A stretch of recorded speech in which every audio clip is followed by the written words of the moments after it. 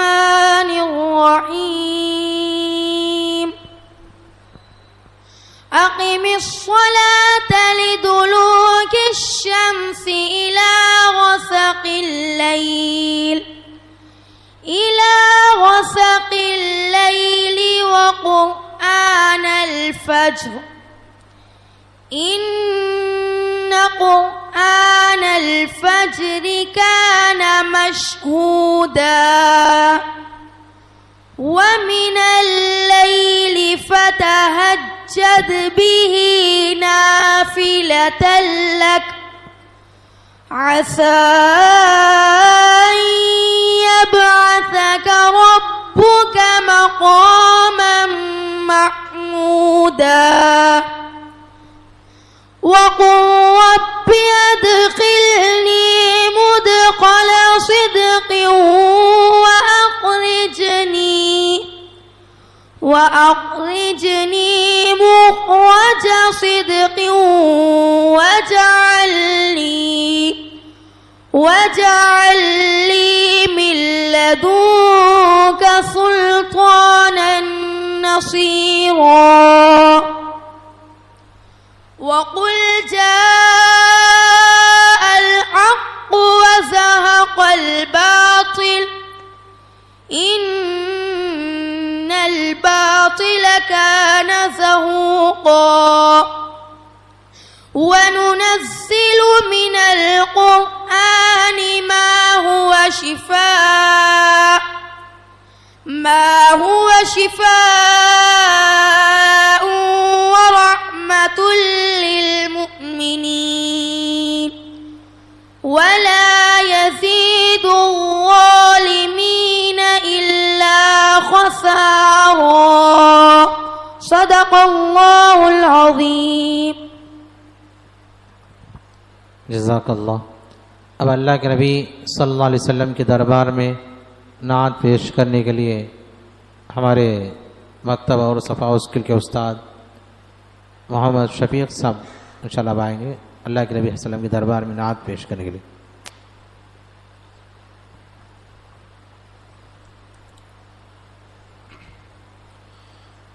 السلام ورحمۃ اللہ وبرکاتہ. آرزو ہے میں بھی آؤں آپ کے دربار میں، آرزو ہے میں بھی آؤں آپ کے دربار میں، آ کے حال دل سناؤں آپ کے دربار میں، آ کے حال دل سناؤں آپ کے دربار میں، آرزو ہے میں بھی آؤں آپ کے دربار میں، آ کے حال دل سناؤں آپ کے دربار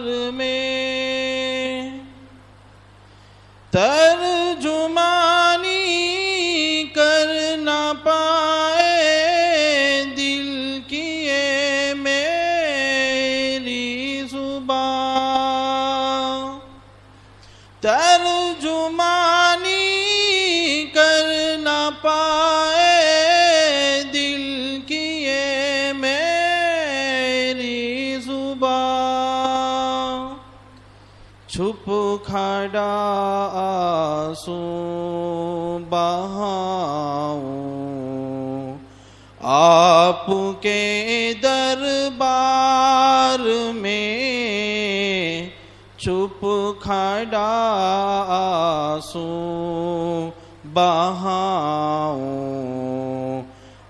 آپ کے دربار میں آرزو ہے میں بھی آؤں، آپ کے دربار میں آ کے حال دل سناؤں، آپ کے دربار میں کوئی بھی آقا نہیں ہے درد بانٹے جو میرے، کوئی بھی آقا نہیں ہے درد بانٹے جو میرے،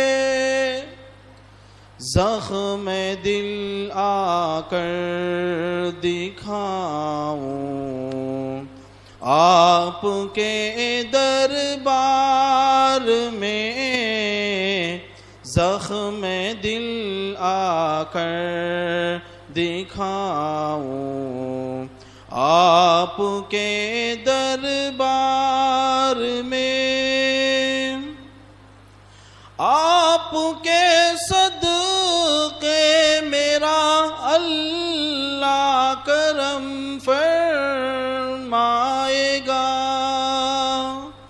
آپ کے صدقے میرا اللہ کرم فرمائے گا،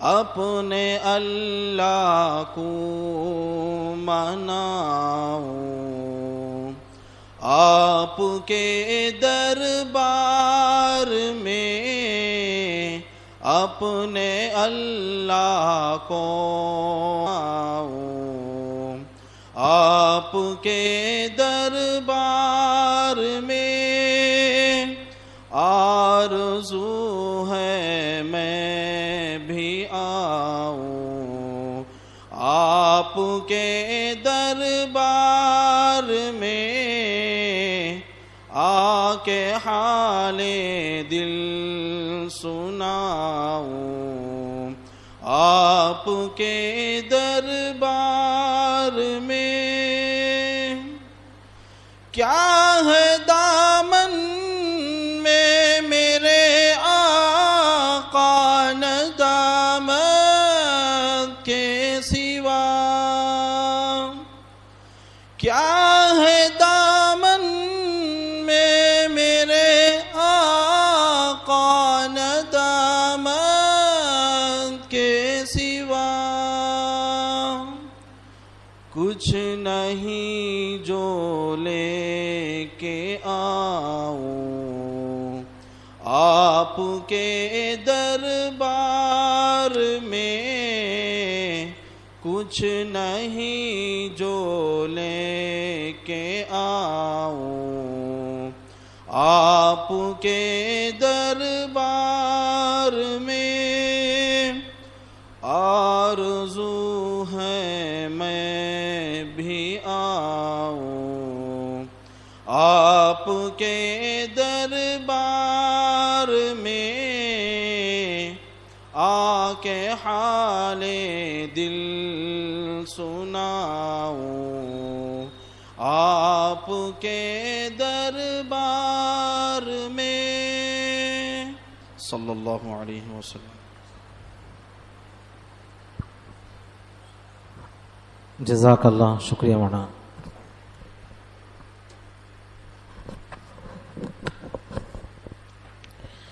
بسم اللہ الرحمن الرحیم، الحمدللہ وکفی وسلام علی عبادہ الذین اصطفی، اما بعد فاعوذ باللہ من الشیطان الرجیم، بسم اللہ الرحمن الرحیم، انک لعلی خلق عظیم، صدق اللہ العظیم۔ اللہ کا بڑا شکر احسان ہے کہ آج ہمیں مبارک مجلس میں بیٹھے ہیں، بڑی خوش نصیب ہے کہ آج یہ مجلس رونق ہے۔ ابھی جو لوگ باہر ہیں اندر آ جائے تو اور رونق بڑھ جائے گی، مجلس کی زینت اور سنور جائے گی۔ جو لوگ باہر ہیں اندر آ جاؤ مسجد کے باہر ہیں ان کو بھی بول رہا ہوں، مسجد کے اندر ہیں ان کو بھی بول رہا ہوں۔ کل بھی بول دیا میں، ایک مجلس کا ادب احترام یہ ہے، یہاں حاضر ہوئے تو جس کے مجلس کی قدر اور بیان کی عزت وہ چیز، باہر رہے تو اس کی عزت بھی نہیں، اس کی قدر بھی نہیں، اس کا فائدہ بھی نہیں ملے گا۔ اس لیے ایک عادت بدلنے کی کوشش کرو۔ اب تک جانے انجانے میں غلطیاں بہت کر لیے، جان کر غلطی کرے تو اللہ کے پاس پکڑے جائیں گے۔ اب جو نعت پڑھے اور اس کی نسبت سے بھی 2-3 باتیں، اس لیے کہ ایک 10 منٹ شروع میں کچھ بولنا میری بھی ذمہ داری ہوئی ہے، کسی کو پسند آئے کسی کو ناپسند آئے، میری تو ذمہ داری میں کر نہ چکنا، کسی کو لگے یا نہ لگے، میرے دل میں جو لگے میں سنا کر رکھنا۔ اب ایک بات عام طور پر لوگوں میں چل کر ہے، وہ کیا، یہ نعت کی سننے کی جو خواہش ہوتی نا، وہ بھی اللہ کے وسلم کی محبت کی علامت۔ یہ سب کو مزہ نہیں آئے گا، یہ سب کو پسند نہیں آئے گا، یہ سب کو سمجھ میں بھی نہیں آئے گا۔ ویسا بولنے کا مطلب یہ ہے، بیان بولے تو سب کو سمجھ میں آ جائے گا کیا؟ سمجھ میں نہیں آنے والے بھی ہیں، سمجھ میں آپ کو سمجھ میں نہیں آ سکے بھی ہیں، کیسے کی ہے۔ اب ہمیں دیکھو تجربہ کر لینا، بیٹھے ہوئے استاد پڑھاتا سبق، پڑھے ہوئے سب لوگ سمجھ میں آ گیا، پوچھے تو منڈیا ہلا دیں گے۔ اب کسے سمجھ میں آئے کسے سمجھ میں آئے، کسے استاد کو سمجھ میں نہیں آئے گا۔ ویسا زمانہ اب چلتا ہے، ویسے بیانہ کا بھی حال غور سے دیکھتے رہتے ہیں، حضرت کو دیکھتے رہتے ہیں، بیان کرنے والے کو دیکھتے رہتے ہیں، کیا بھائی بولے، کیا کی بولے، سمجھ میں آیا نہیں حضرت، لیکن تو کیا کی بولے، ایسا نہیں سکا، ذرا دل میں اتارے جیسا سمجھ میں آنے کی کوشش کرنا، پوچھ لینا، مجھے بولنے کا پوچھو بول کو۔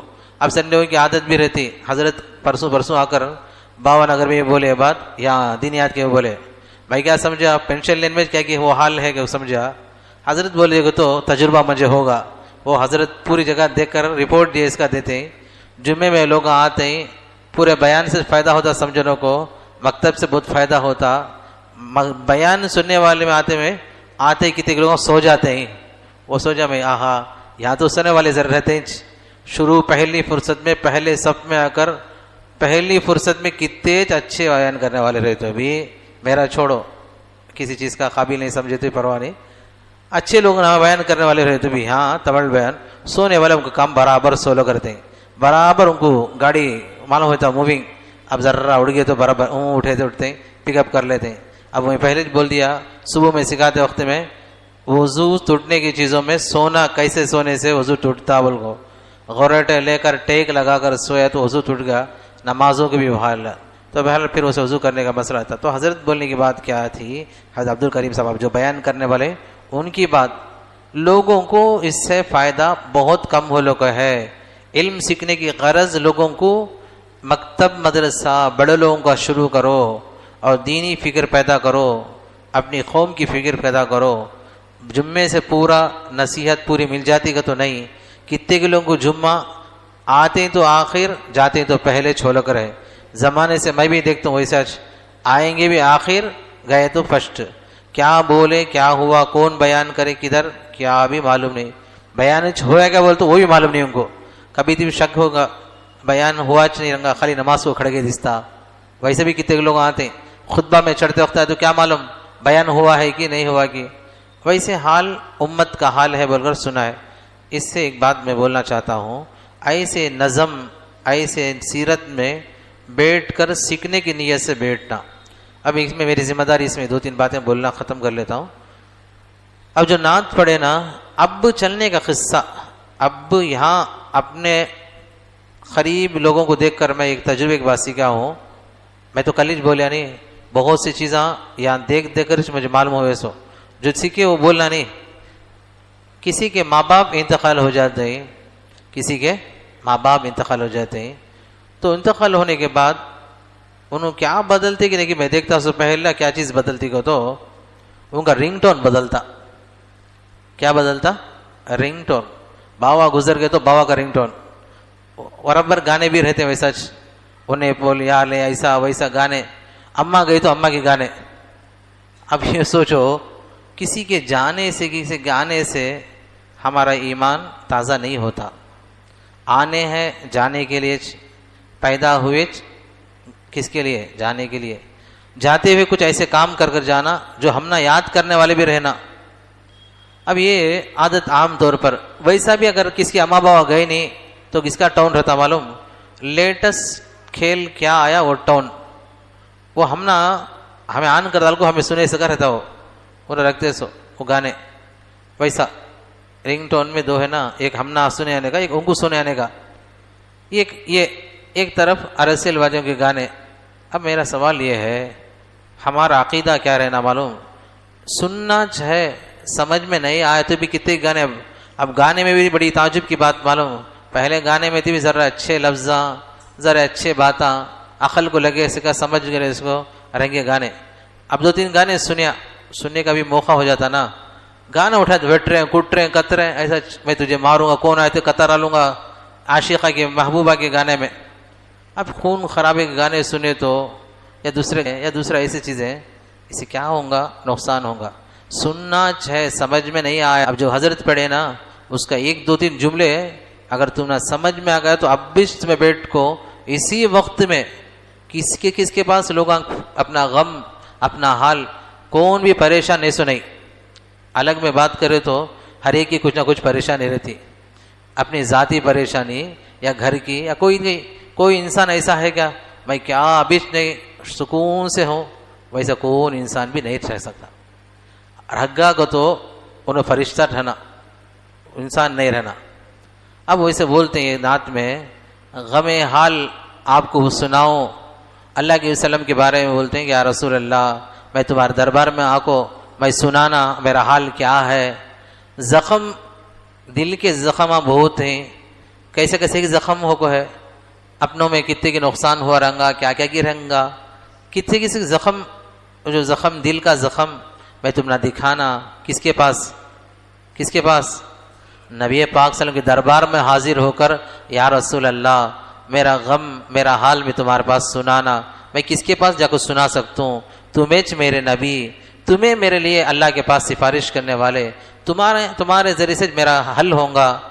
کتنے کی گھر میں کتنے کی بیماراں ہیں، پریشان ہے، کتنے کی گھر میں کتنے کی قسم سے پریشانیاں ہیں، اپنے میں کتنے ہیں، اپنے تعلقات کے کتنے ہی، صبح سے اٹھ کر شام تک ہم نہ آنے کے میسیج میں کتنے کی غم کے میسیج آتے ہیں، کسی خوشی کے میسیج آتے ہیں، کوئی انتقال، کوئی موت کی، کون کی بیمار ہے، کون یہ ہے وہ ہے۔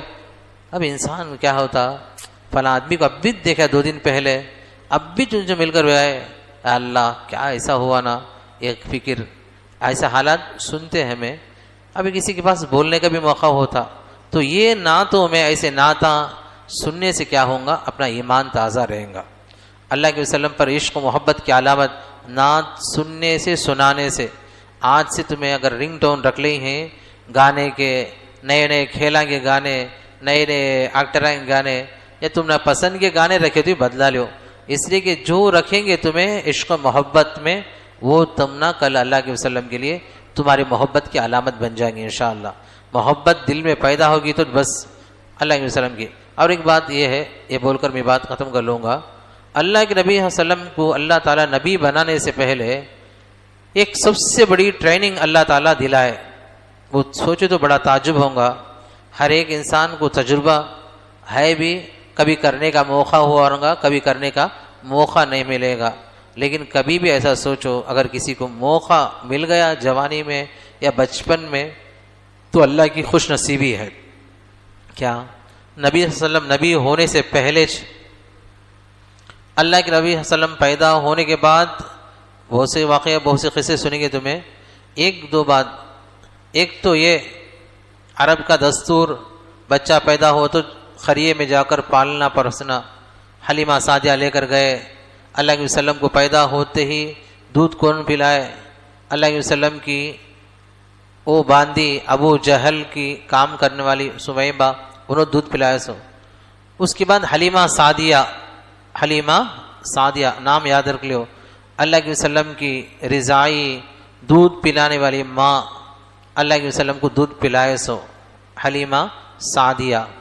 ان کے پاس اللہ کے وسلم پرورش پاتے ہیں۔ سعد، ایک بنو سعد قبیلہ، انہوں وہاں رہنے والے حلیمہ انہوں اللہ کے وسلم کی تربیت کتنے سال کرتے ہیں؟ 2 سال کرتے ہیں، پھر جا کو بچے دینے کو جاتے ہیں، پھر وہاں مکے میں بیماری کچھ تھا، پھر پالنے کے لیے پھر مکے کو لے کر آئے 4 سال۔ وہ 4 سال کی عمر میں اللہ کے نبی صلی اللہ علیہ وسلم 2 بات ہم نے آج سیکھ لیں گے۔ اللہ کے وسلم کے پاس کی برکت سے چونکہ سب ملیا سو، لمبا قصہ واقعہ ہو تو کبھی سنانے کا موقع سنائیں گے۔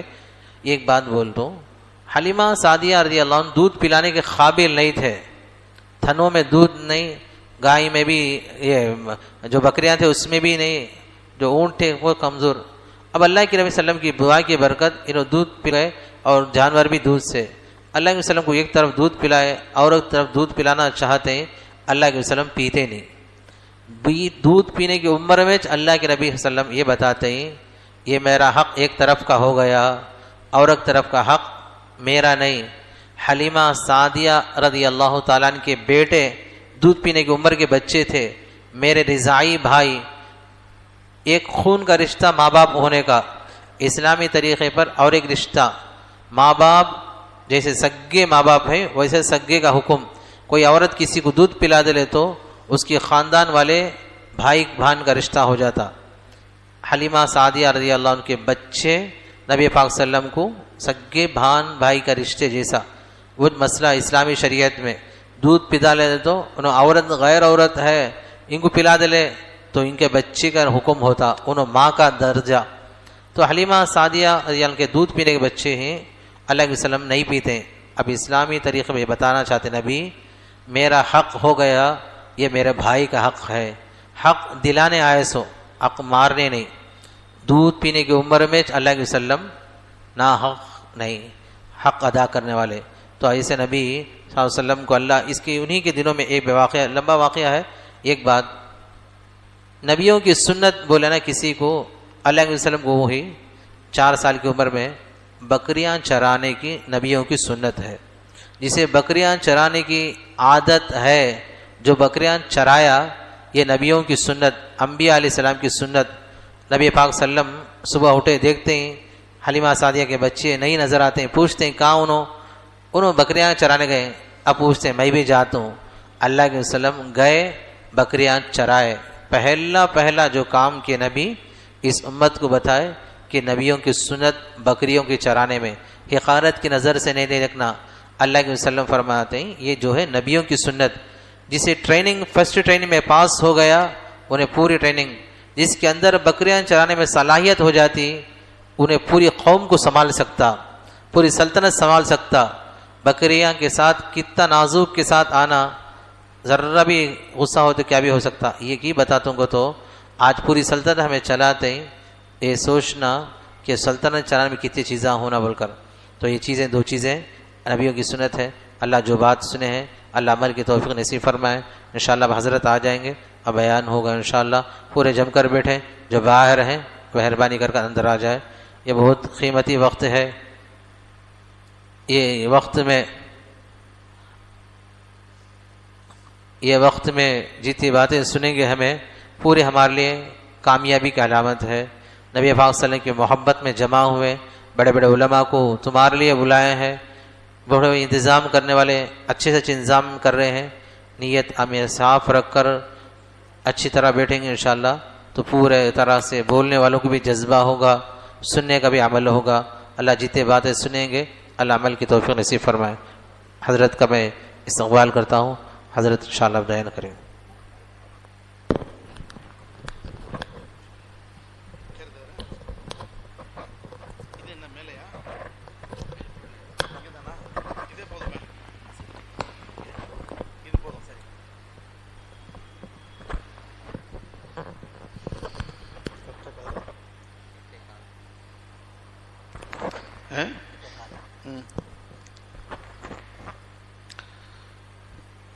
بسم اللہ الرحمن الرحیم، الحمد للہ وکفا وسلام علی عبادہ الذین اصطفى، اما بعد فاعوذ باللہ من الشیطان الرجیم، بسم اللہ الرحمن الرحیم۔ لقد کان لکم فی رسول اللہ اسوۃ حسنہ لمن کان یرجو اللہ والیوم الآخر وذکر اللہ کثیرا، صدق اللہ العظیم۔ وقال نبينا محمد صلى الله عليه وسلم إنما بعثت لأتمم مكارم الأخلاق أو كما قال عليه الصلاة والسلام اللهم صل على سيدنا محمد وعلى آل سيدنا محمد وبارك وسلم. கண்ணியத்திற்குரிய அல்லாஹ்வின் நல்லடியார்களே, அல்லாஹ் ஜல்ல ஷானஹு தஆலா ஹதரத் ரசூலுல்லாஹி ஸல்லல்லாஹு அலைஹி வஸல்லம் அவர்களுடைய சீரத்தை பேச கேட்க நமக்கு பாக்கியத்தை அல்லாஹ் தந்திருக்கிறான். நபி அவர்களுடைய வரலாறை பற்றி பேசுவது, அவர்களுடைய சீரத்தை கேட்பது, அந்த சீரத்தின்படி வாழ்க்கையை அமைத்துக் கொள்வது, இதுவெல்லாம் இபாதத்துக்குரிய விஷயம். தேவபந்த் மதரசாவுடைய மிகப்பெரிய முஃபஸ்ஸிரா இருந்தவர்கள் ஷப்பீர் அஹமது உஸ்மானி ரஹமத்துல்லாஹி அலை 1947 2 நாடுகள் பிரிகின்ற நேரத்திலே ஹசரத் அவர்கள் பக்கத்து நாட்டுக்கு சென்று விட்டார்கள். மிகப்பெரிய தஃப்சீருடைய குர்ஆனுடைய வல்லுனராக முஃபஸ்ஸிராக இருந்தவர்கள். அவர்களை ஒரு தடவை முகலாய ஆட்சி காலத்திலே, அவர்களுடைய ஆட்சி முடிந்து பிரிட்டிஷுடைய ஆட்சி காலத்திலே ஹைதராபாத்துடைய உஸ்மானியா மைதானம், மிகப்பெரிய மைதானம், சீரத்துடைய மிகப்பெரிய ஜல்சா அங்க நடக்கிறது. அப்படி நடக்கின்ற நேரத்திலே அந்த ஜல்சா, அந்த விழாவுடைய தலைவர் ஹைதராபாத் நிசாம். எப்படி நம்ம வடாரக்கார் மாவட்டத்தில் தமிழ்நாட்டில் நவாபுகள் இருந்தார்கள், வட இந்தியாவிலே முகல் பாஷாக்கள் இருந்தார்கள், தென்னிந்தியாவிலே தெலுங்கு பகுதியிலே நிசாம்கள் இருந்தார்கள். இவர்கள் எல்லாம் பாஷாக்களாக, அரசர்களாக வாழ்ந்து கொண்டிருந்தார்கள்.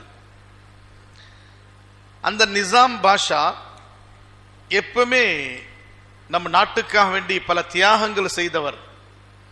எப்பெல்லாம் நம்ம நாட்டுக்கு உதவி தேவைப்படுமோ தங்களுடைய தங்கங்களை, பணங்களை வாரி வாரி கொடுத்தவர் தான் நிசாம் பாஷா.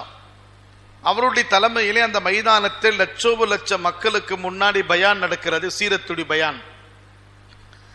அந்த பயானிலே சிறப்பு விருந்தினராக அந்த காலத்துடைய தேவபந்த் மதரசாவுடைய ஹதீஸ் தஃப்சீருடைய வல்லுனர் ஷப்பீர் அஹமது உஸ்மானி ரஹமத்துல்லாஹி அலைஹி வராங்க. அவர்கள் பேசிட்டே இருக்கிறாங்க பயான்ல. ஹஜ்ரத் அவர்கள் சொன்னார்கள், நபி ஸல்லல்லாஹு அலைஹி வஸல்லம் அவர்கள் வாழ்க்கையில் நடந்த ஒவ்வொரு விஷயத்தை பற்றி பேசுவது இபாதத். பேசிக்கொண்டே இருக்கும் இந்த ஹஜ்ரத் சொன்னார்கள், நபி அவர்களுடைய வாகனம், நபி ஸல்லல்லாஹு அலைஹி வஸல்லம் சில நேரத்திலே கோவேரி கழுதியிலே போவார்கள், சில நேரத்திலே குதிரையிலே போவார்கள், இன்னும் சில அதிகமான நேரங்களிலே ஒட்டங்களில் போவாங்க. நபி ஸல்லல்லாஹு அலைஹி வஸல்லம் அதிகமாக பிரயாணம் செய்யக்கூடிய ஒட்டகம் கஸ்வா என்ற ஒட்டகம்.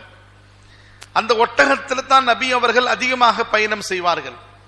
அப்ப நபி ஸல்லல்லாஹு அலைஹி வஸல்லம் அவர்களுடைய வாழ்க்கையில நடந்த ஒவ்வொரு விஷயத்தை பேசுவது இபாதத்து. இன்னும் சொல்ல போன ஹஜ்ரத் சொன்னாங்க, நபி எந்த வாகனத்தின் மீது போனார்களோ, எந்த ஒட்டகத்தின் மீது போனார்களோ அந்த ஒட்டகத்தை பற்றி பேசுவதும் இபாதத். அந்த ஒட்டகம் எப்படி நடந்து போனது அதை பற்றி பேசுவதும் இபாதத். சொல்லிக்கொண்ட ஹஜ்ரத் அவர்கள் சொன்னார்கள், நிசாம் பாஷா தலையிலே கிரீடம் அணிந்திருந்தார். பாஷாக்கள் கிரீடம் அணிந்திருப்பாங்க. அவர் தலையிலே கிரீடம் அணிந்திருந்தார், கோட் போட்டு இருந்தார். ஹஜ்ரத் ஷப்பீர் ரஹ்மத்துல்லாஹி அலைஹி சொன்னார்கள், பாஷாவே, அரசரே, அல்லாஹ் ஜல்ல ஷானஹு தஆலா உங்க தலையில இருக்கக்கூடிய கிரீடத்தை விட பல்லாயிரக்கணக்கான கிரீடங்கள் உங்களுடைய தலையில வைத்தால் உங்களுக்கு எந்த அளவுக்கு கண்ணியமோ அதைவிட பன்மடங்கு கண்ணியம் ரசூலுல்லாஹுடைய சப்பலை பத்தி பேசுவதில் இருக்கிறது. எதை பத்தி? நபி அவர்கள் காலனி எப்படி இருந்தது பேசுவது இபாதத்துன்னு சொன்னாங்க ஹஜ்ரத் ஷப்பீர் அஹமது உஸ்மானி ரஹமத்துல்லாஹி அலைஹி. இன்னும் கொஞ்சம் மேலே சொன்னார்கள் ஷப்பீர் அஹமது உஸ்மானி ரஹமத்துல்லாஹி அலைஹி, உங்களுடைய கிரீடத்தில் என்ன கண்ணியம் இருக்கிறது பாஷா? ஹஜ்ரத் ரசூல் ஸல்லல்லாஹு அலைஹி அவர்களுடைய அந்த முபாரக்கான சப்பலை உங்களுடைய தலையில உள்ள கிரீடத்திலே அது கயிறு வச்சு கட்டினால் உங்களுக்கும் கேவலம் இல்லை, உங்களுடைய கிரீடத்துக்கும் கேவலம் இல்லை.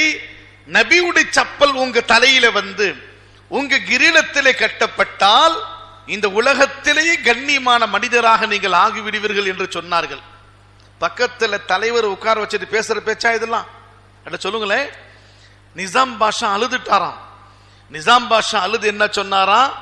ஹசரத், அந்த சப்பல் எனக்கு கிடைச்சிச்சு, ஹுசூருடைய நலைன், ஹுசூர் ஸல்லல்லாஹு அலைஹி வஸல்லம் முபாரக்கான அந்த சப்பல் கிடைச்சிச்சுன்னா எந்த சபைக்கு நான் போனாலும், பிரிட்டிஷுடைய இங்கிலாந்துடைய கவர்மெண்ட்டுக்கு பார்லிமெண்ட்டுக்கு நான் சென்றாலும் என்னுடைய கிரீடத்திலே நபியுடைய சப்பலை கட்டி கொண்டுதான் போவேன் சொன்னார். அத புரிஞ்சலாம் உங்களுக்கு? நபி ஸல்லல்லாஹு அலைஹி வஸல்லம் அவர்களுடைய ஒவ்வொரு விஷயத்தை பற்றி பேசுவது இபாதத்தாக இருக்கிறது. ஒரு மணி நேரம் நீங்க நேரத்தை ஒதுக்கி வந்திருக்கிறீங்க, உங்களுக்கு நபியுடைய வரலாறை சீரத்தை சொல்லப்படுதுன்னா கியாமத் நாளையிலே இந்த நேரங்கள் தான் நபியுடைய முஹப்பத்தில் வந்திருக்கக்கூடிய நீங்கள், இந்த முஹப்பத்து தான் நல்ல கியாமத் நாளையிலே உங்களை சொர்க்கத்துக்கு அழைத்து செல்லும். அல்லாஹ் அந்த பாக்கியத்தை தருவானாக. சொல்றது புரியுதா? உருது தமிழ்ல இல்ல உருதுல பேசட்டுமா? ரெண்டும் தெரியும் எனக்கு, உருது தெரியும் தமிழும் தெரியும். என்ன ஆஜி சாப்? ஆமா. எனவே அன்பான சகோதரி பெரியார்களே, எனக்கு கொடுக்கப்பட்ட தலைப்பு நபி அவர்களுடைய வாலிபம். கொடுக்கப்பட்ட தலைப்பு இல்ல, நானே எடுத்துக்கொண்ட தலைப்பு. எல்லாமே தலைப்பு கொடுப்பாங்க, ये टॉपिक में बात करो हजरत சொல்லி. ஆனா இந்த பிஞ்சன்ல இந்த மஸ்ஜித் இருக்குது, ஹஜரத் तुम्हें जो टॉपिक में बात करते हैं हमें वो ले लेते हैं நாங்க. அருமைய புது மஸ்ஜித் இது, எனக்கு டாபிக் கொடுத்து தான் எல்லாம் கூப்பிடுவாங்க. அவங்க என்ன சொன்னாங்களா, நீங்களே ஒரு உன்வான்ல பேசுங்க. இப்போ இந்த காலத்துல மிக மிக முக்கியமான உன்வான் வாலிபம். எதுங்க?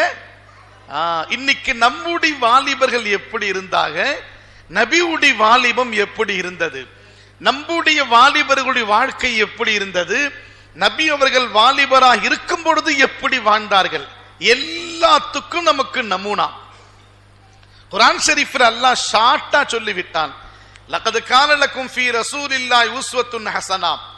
உலக மக்களே, உங்களுக்கு நபியுடைய வாழ்க்கையிலே அழகிய முன்மாதிரி இருக்கிறது. சிறுபிராயத்திலிருந்து நபியுடைய வயோதிகம் வரை ஒவ்வொரு வயசிலே நபியுடைய வாழ்க்கை நீங்கள் ஆராய்ச்சி செய்து பாருங்கள், சிந்தித்து பாருங்கள், வரலாறை புரட்டி பாருங்கள். உங்களுக்கு ரசூல் ஸல்லல்லாஹு அலைஹி வஸல்லம் அவர்களுடைய வாழ்க்கை உங்களுக்கு நேர்வழி காட்டும் என்று குர்ஆன் ஷரீஃபில் அல்லாஹ் சொல்கிறான். உலகத்தில் உள்ள தலைவர்கள் வருவார்கள். பணமும் பதவியும் இருந்தால் அந்த தலைவருக்கு பின்னாடி எல்லாமே ஓடுவாங்க. பணம் இல்ல, பதவி இல்ல, அந்த தலைவர் யாரும் கண்டுக்க மாட்டாங்க. நாம் கண்கூடாக பார்த்து இருக்கிறோமா இல்லையா? பதவி இருக்கிற வரையும் அவருக்கு பின்னாடி மக்கள் சுற்றுவார்கள், பணம் இருக்கிற வரையும் பின்னாடி மக்கள் சுற்றுவார்கள். எத்தனையோ கோடிக்கணக்கான தலைவர் உலகத்தில் வந்தார்கள், வாழ்ந்தார்கள், போய் சென்று விட்டார்கள். நாம நிஷான் இல்லாமல் இன்னைக்கு உலகம் இருக்கிறது, அவர்களுடைய அடிச்சுவடு. ஆனால் நமக்கு ஒரு தலைவரை அல்லாஹ் தந்தான். எப்பேற்பட்ட தலைவர் தெரியுமா? நபி அவர்கள் பிறப்பதற்கு முன்னாடியே வானத்திலே மலக்குமார்கள் புகழ்ந்தார்கள். ஜிப்ரீல் அலைஹிஸ்ஸலாத்து வஸ்ஸலாம் நபியிடத்தில் வருகிறார். யார்கிட்ட வருகிறார்? இல்ல சொல்லுங்களேன். ஆமா, நான் பயான் பண்ணிட்டே போக மாட்டேன் பாய், இடையில கேள்வி கேட்டுட்டே இருப்பேன். அப்பதான் சீரத்தனா என்ன விளங்க உங்களுக்கு. ஜிப்ரீல் அலைஹிஸ்ஸலாத்து வஸ்ஸலாம் நபியிடத்தில் வராங்க.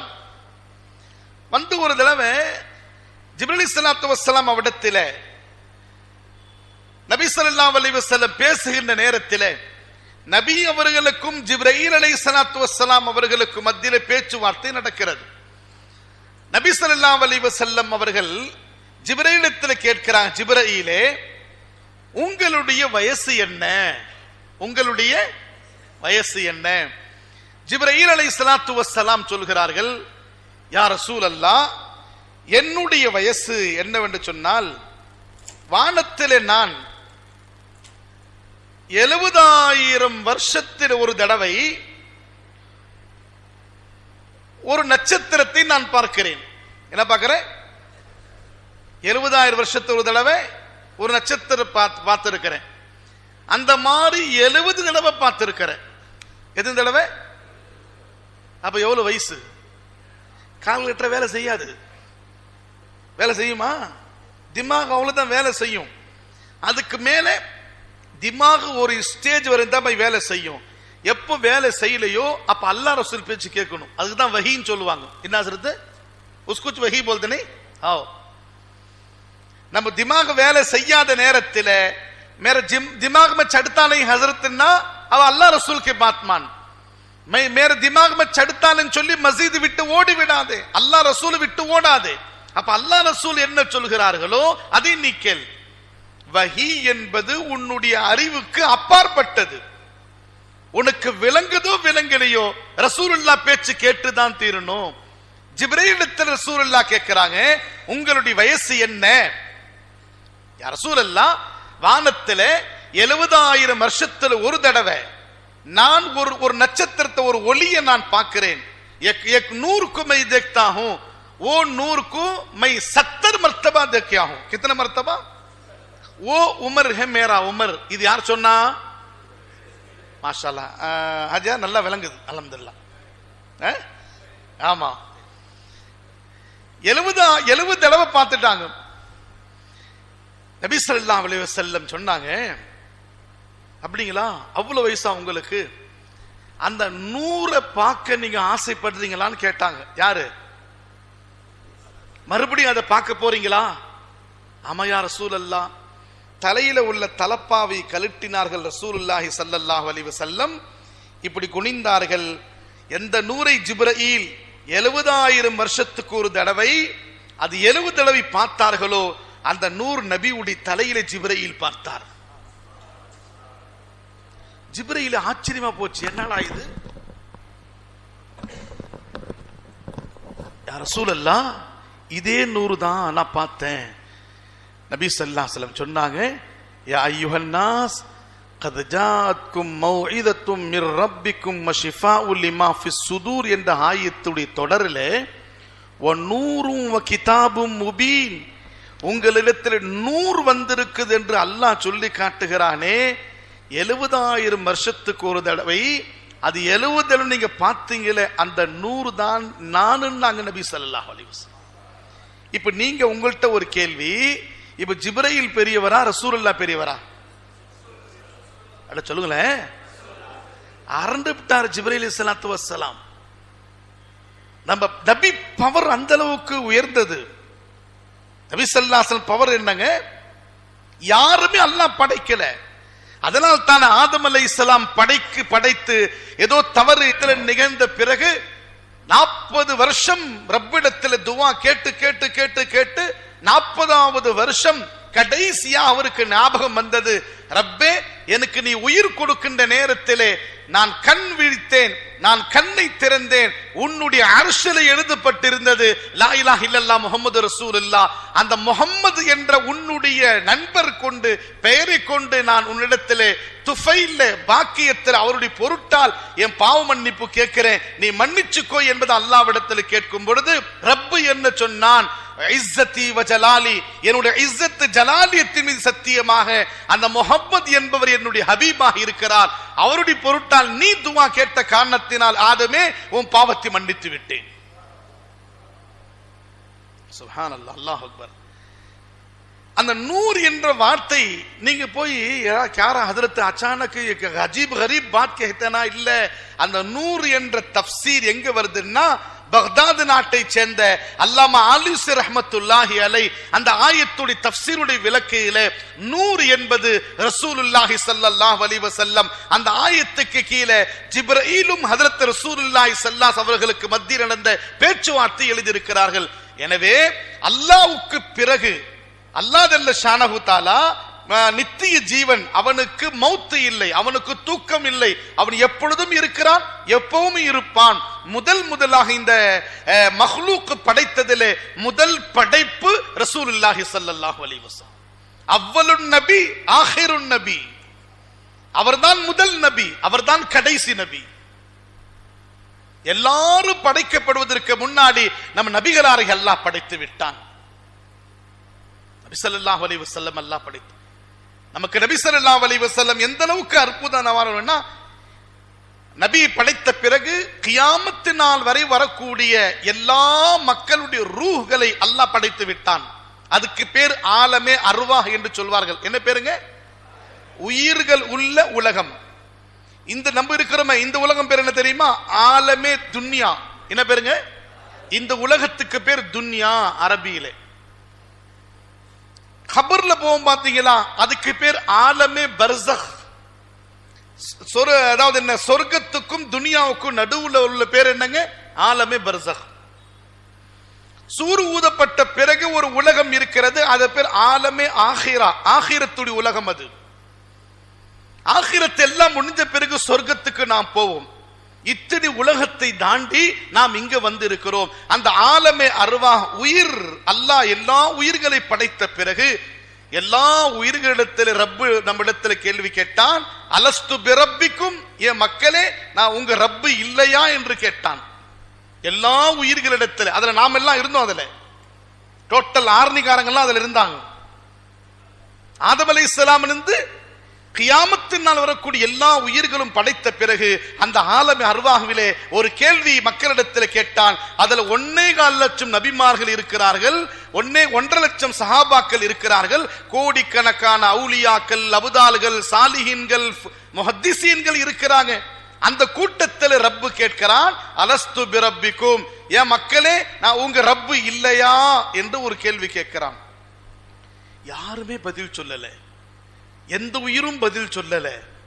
ஒரு இடத்திலிருந்து சப்தம் வருகிறது, வரப்பினா காலு பலா வரப்பினா, என்னுடைய ரப்பு நீங்கள் தான், நீதான் யா அல்லாஹ், எங்க ரப்பு நீதான் என்று சப்தம் வருகிறது.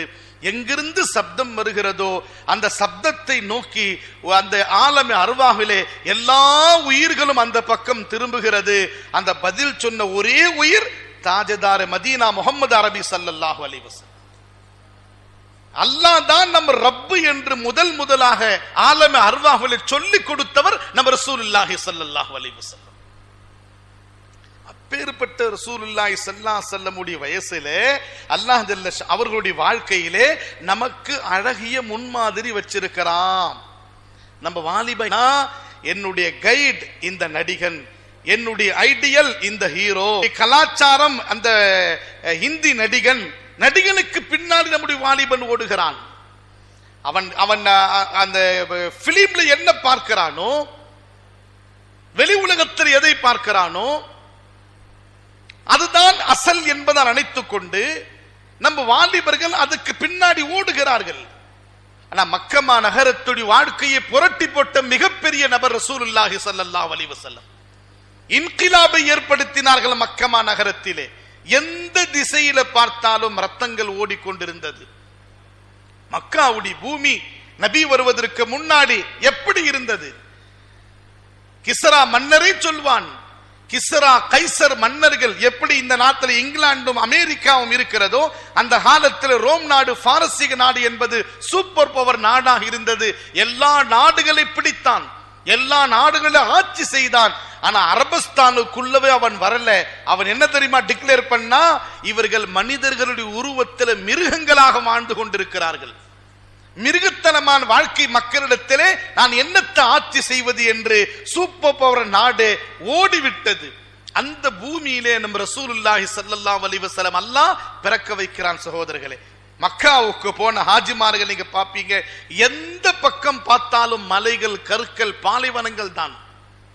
ஊட்டி மாறி பூமி கூட இல்லை, குளிர்ந்த பிரதேசமும் இல்லை, ஆறுகள் ஓடக்கூடிய பூமிகள் கூட இல்லை, மதுரமான தண்ணீர் கூட இல்லை, கால்நடைகள் கூட கம்மி. அங்க எங்க பார்த்தாலும் பாலைவனங்கள், எங்க பார்த்தாலும் கற்கள், பெரும் பெரும் மலைகள், அடிச்சுவடு இல்லாத மலைகள். அந்த பூமியிலே ரசூலுல்லாஹி ஸல்லல்லாஹு அலைஹி வஸல்லம் அல்லாஹ் பிறக்க வைத்து பொட்டல் பூமியா இருக்கக்கூடிய அந்த இடத்திலே ஒரு அற்புதமான மாஹூலை கொண்டு வந்து ரசூலுல்லாஹி ஸல்லல்லாஹு அலைஹி வஸல்லம் அவர்கள், ஒரு மனிதன் வாழ வேண்டும் என்று சொன்னால் சுத்தமான வாழ்க்கை, பொய்யில்லாத வாழ்க்கை, தியானத்தாரான வாழ்க்கை, அற்புதமான வாலிபத்தன்முடைய வாழ்க்கை, குடும்ப வாழ்க்கை எப்படி வாழ வேண்டும், மக்களுக்கு பணிவிடைகளை எப்படி செய்ய வேண்டும், அல்லாஹ்வின் பக்கம் எப்படி இணைக்க வேண்டும், அன்னொன்னியமாக எப்படி வாழ வேண்டும், ஒற்றுமையோடு எப்படி வாழ வேண்டும் என்று அந்த பூமியில் நபி வாழ்ந்து காட்டினார்கள்.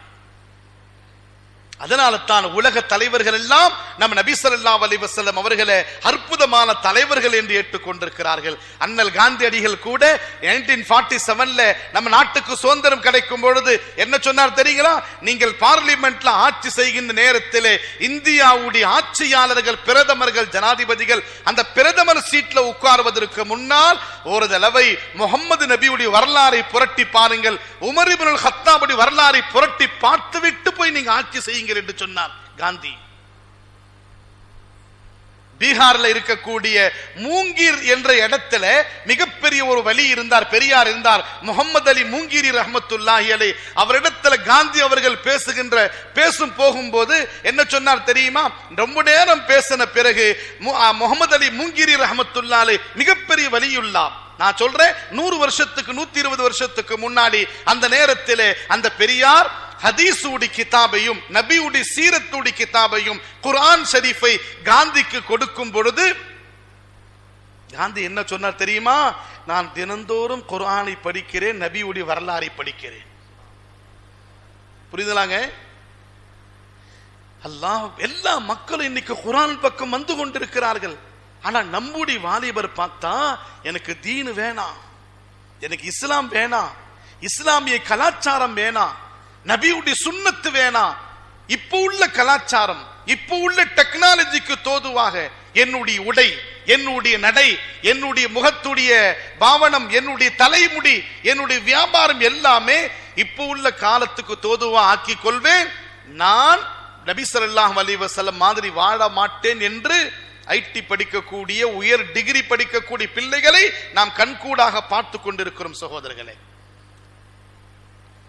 நபி ஸல்லல்லாஹு அலைஹி வஸல்லம் அவர்கள் வாழ்ந்த வாழ்க்கை, அவர்களுடைய வாலிப பருவத்தை நாம் எடுத்துக்கொண்டால் குர்ஆன் ஷரீஃபிலே அல்லாஹ் ஜல்ல ஷானஹு தஆலா நபி அவர்களை பற்றி சொல்லும் பொழுது, நபி அவர்களுடைய வாழ்க்கையில தான் உங்களுக்கு வெற்றி இருக்கிறது.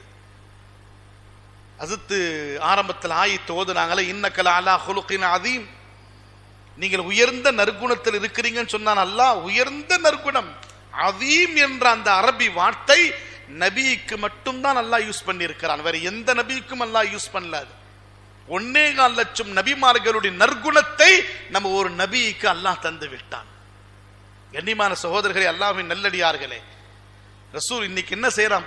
இன்னைக்கு என்ன செய்யறான்? ஒரு வாலிபே 15 வயசு 16 வயசு 17 வயசு ஆயிடுச்சுன்னா அவனுக்கு ரெக்க வந்து முளைச்சிடுது, அவன் பறக்க ஆரம்பிக்கிறான், பெற்றோர்களை பேச்சு கேட்பதில்லை, தான் என்ன நினைக்கிறானோ அதுதான் வீட்டில் சட்டமாக ஏற்றுகிறான். அவன் 20 வயசு 22 வயசு முடிச்சு அவன் கம்பெனிக்கு போய் சம்பளம் வாங்கி வந்தாலோ, ஐடியில போய் அவன் இரவு பகலா பாடுபட்டு வந்தாலோ, அந்த சம்பளம் அப்பாவிடத்தில் அம்மாவிடத்தில் கொடுக்கின்ற நேரத்திலே அவனுடைய உள்ளத்தில் என்ன வருகிறது? என்னுடைய சம்பளத்தில் எங்க அப்பா எங்க அம்மாவும் ஆழ்கிறார்கள், என்னுடைய சம்பளத்திலே. இது எண்ணம் அவனிடத்தில் வருகின்ற காரணத்தினால் வீட்டுக்கு அவன் லேட்டா வந்தாலோ, தவறான பிள்ளைகளோட தொடர்பு ஏற்பட்டாலோ, அவனிடத்தில் கெட்ட குணங்கள் இருந்தாலோ, பெற்றோர்கள் அவனை திருத்துகின்ற நேரத்திலே பெற்றோர்களுடைய பேச்சை மறுக்குகிறான், தனக்கென்று ஒரு பாதை தேர்ந்தெடுத்துக் கொள்கிறான். அன்பானவர்களே, ரசூலுல்லாஹி ஸல்லல்லாஹு அலைஹி வஸல்லம் அவர்களுடைய அற்புதமான அந்த வாலிப பருவம், ரசூலுல்லாஹி ஸல்லல்லாஹு அலைஹி வஸல்லம் வரலாறை எழுதியிருக்கிறாங்க தாரீഖுடைய வல்லுநர்கள், வரலாற்று ஆசிரியர்கள். நபி ஸல்லல்லாஹு அலைஹி வஸல்லம் சிறுபிராயத்திலிருந்தே அடுத்தவர்களுக்கு நல்லது செய்ய வேண்டும் என்ற ஒரு எண்ணம். நபிக்கு 20 வயசு, 12 வயசுல சிரியா நாட்டுக்கு வியாபாரத்துக்கு போனாங்க. அபூ தாலிப் அவர்களோடு போனாங்க. புஹைரா என்ற ஒரு பாதிரியார், நபி நீங்கள் அழைச்சிட்டு போனா, இவர் போறாரு 12 வயசு இந்த குழந்தை, இவர் கடைசி நபியாக இருப்பார். இவர் முல்கே ஷாம் தேசத்துக்கு போனா இவருடைய அடையாளங்களை தெரிந்து கொண்டு ஷாம் தேசத்தில் உள்ள ஏதாவது என்ன நசாராக்கள், கிறிஸ்துவர்கள், யகூதிகள் இவரை கொண்டு விடுவார்கள், திருப்பி அனுப்பிடுன்னு சொன்னார். அவர் திருப்பி வந்துட்டாங்க. மக்கமா நகரத்தில் இருக்கிறாங்க. வீட்டுடைய எல்லா வேலையும் செய்யக்கூடியவர்கள். அபூ தாலிபுடைய பேச்சு ஒன்று கூட மீற மாட்டார்கள். அபூ தாலிப் அவர்கள் ஹஜ்ரத் ரசூலுல்லாஹி ஸல்லல்லாஹு அலைஹி வஸல்லம் அவர்களுடைய தாய்பா, அதாவது என்ன, தன் அப்பாவுடைய அண்ணன் அப்துல்லா இருந்தார். ரசூலுல்லாஹி ஸல்லல்லாஹு அலைஹி வஸல்லம் அப்பா அப்துல்லா இருந்தாரே, அவருடைய அண்ணன் தான் அபூ தாலிப் அவர்கள். நம்ம பேச்சுல சச்சா சச்சான்னு சொல்லி வர்றோம். புரிஞ்சலாக ரசூலுல்லாஹ்வுடைய சச்சான்றோம். அரபியிலே அம்மு என்று ஜெனரலா சொல்லுவாங்க. அந்த அம்முக்கு என்ன அர்த்தம்? சச்சான்னு சொல்லுவாங்க எல்லாமே. ஹைர். ஹஜ்ரத் ரசூலுல்லாஹி ஸல்லல்லாஹு அலைஹி வஸல்லம் அவர்கள் மக்கமா நகரத்தில் எத்தனை வீடுகள் இருக்கிறதோ அனைத்து வீடுகளுக்கு சென்று தேவையான பொருட்களை வாங்கி கொடுப்பார்கள். ஹதீஸ்ல வருகிறது, நபி ஸல்லல்லாஹு அலைஹி வஸல்லம் சொல்றாங்க, 20 வயசு நபி அவர்களுக்கு ஆகும்போது மக்கமா நகரத்து மக்களிடத்திலே ஒரு கெட்ட செயல் என்ன இருந்துச்சுன்னா, சில நபர்கள் இருப்பாங்க மக்காவிலே, திருடர்களாக இருப்பார்கள். ஹாஜிகள் ஹஜ்ஜுக்கு வந்தால் அவர்களுடைய பணங்களை பறிப்பது, அவர்களுடைய உணவுப் பொருட்களை அபகரித்துக் கொள்வது, பேவாக்களை யத்தீம்களை அப்படி கைவிட்டு விடுவது, இந்த மாதிரி ஒரு தன்மைகள் சில நபர்களுக்கு இருந்தது. அந்த நேரத்தில் ரொம்ப வயசு 80 வயசு உள்ள ஒரு நபர், வயசானவர், அப்துல்லாஹ் இப்னு ஜதஆன் என்ற ஒரு வயசான நபருடைய வீட்டிலே அந்த ஊருடைய பெரிய பெரிய முக்கியஸ்தர்கள் எல்லாம் ஒன்று சேர்கிறார்கள். ஒன்று சேருகிற நேரத்தில் அந்த ஒன்று சேரக்கூடிய மஷூராவுடைய நோக்கம் என்னன்னா, வெளிநாடுகளிலிருந்து வரக்கூடிய ஹாஜிகள் எல்லாம் அல்லாஹ்வை நோக்கி வருகிறார்கள், பைத்துல்லாவை நோக்கி வருகிறார்கள், ஹஜ் செய்ய வருகிறார்கள். அவரிடமிருந்து இந்த மக்கள் பொருளை அபகரிக்கிறார்களே, திருட்டுத்தனமா பொருளை எடுத்துக் கொள்கிறார்களே, அதை நாம் தடை செய்ய வேண்டும், வரக்கூடிய ஹாஜிமார்களுக்கு கண்ணியப்படுத்த வேண்டும் என்று பல எஜெண்டாக்கள், பல தீர்மானங்கள் நிறைவேற்றப்படுகிறது. முதல் தீர்மானம் என்ன? ஹாஜிகளுக்கு ஹிதுமத் செய்ய வேண்டும், வரக்கூடிய ஹாஜிகளுக்கு சம்சம் தண்ணீர் புகட்ட வேண்டும், அவர்களுக்கு எந்த விதமான பயம் இல்லாமல் பாதுகாப்பா திரும்ப வேண்டும். மக்காவில் எத்தனை யத்தீம்கள் இருக்கிறார்களோ அவர்களுக்கு உணவு தர வேண்டும், பேவாக்களுக்கு ஹிதுமத் செய்ய வேண்டும், சண்டை சச்சரவு உள்ள மக்களிடத்தில் காந்தானிடத்தில் போய் ஒற்றுமை ஏற்படுத்த வேண்டும்.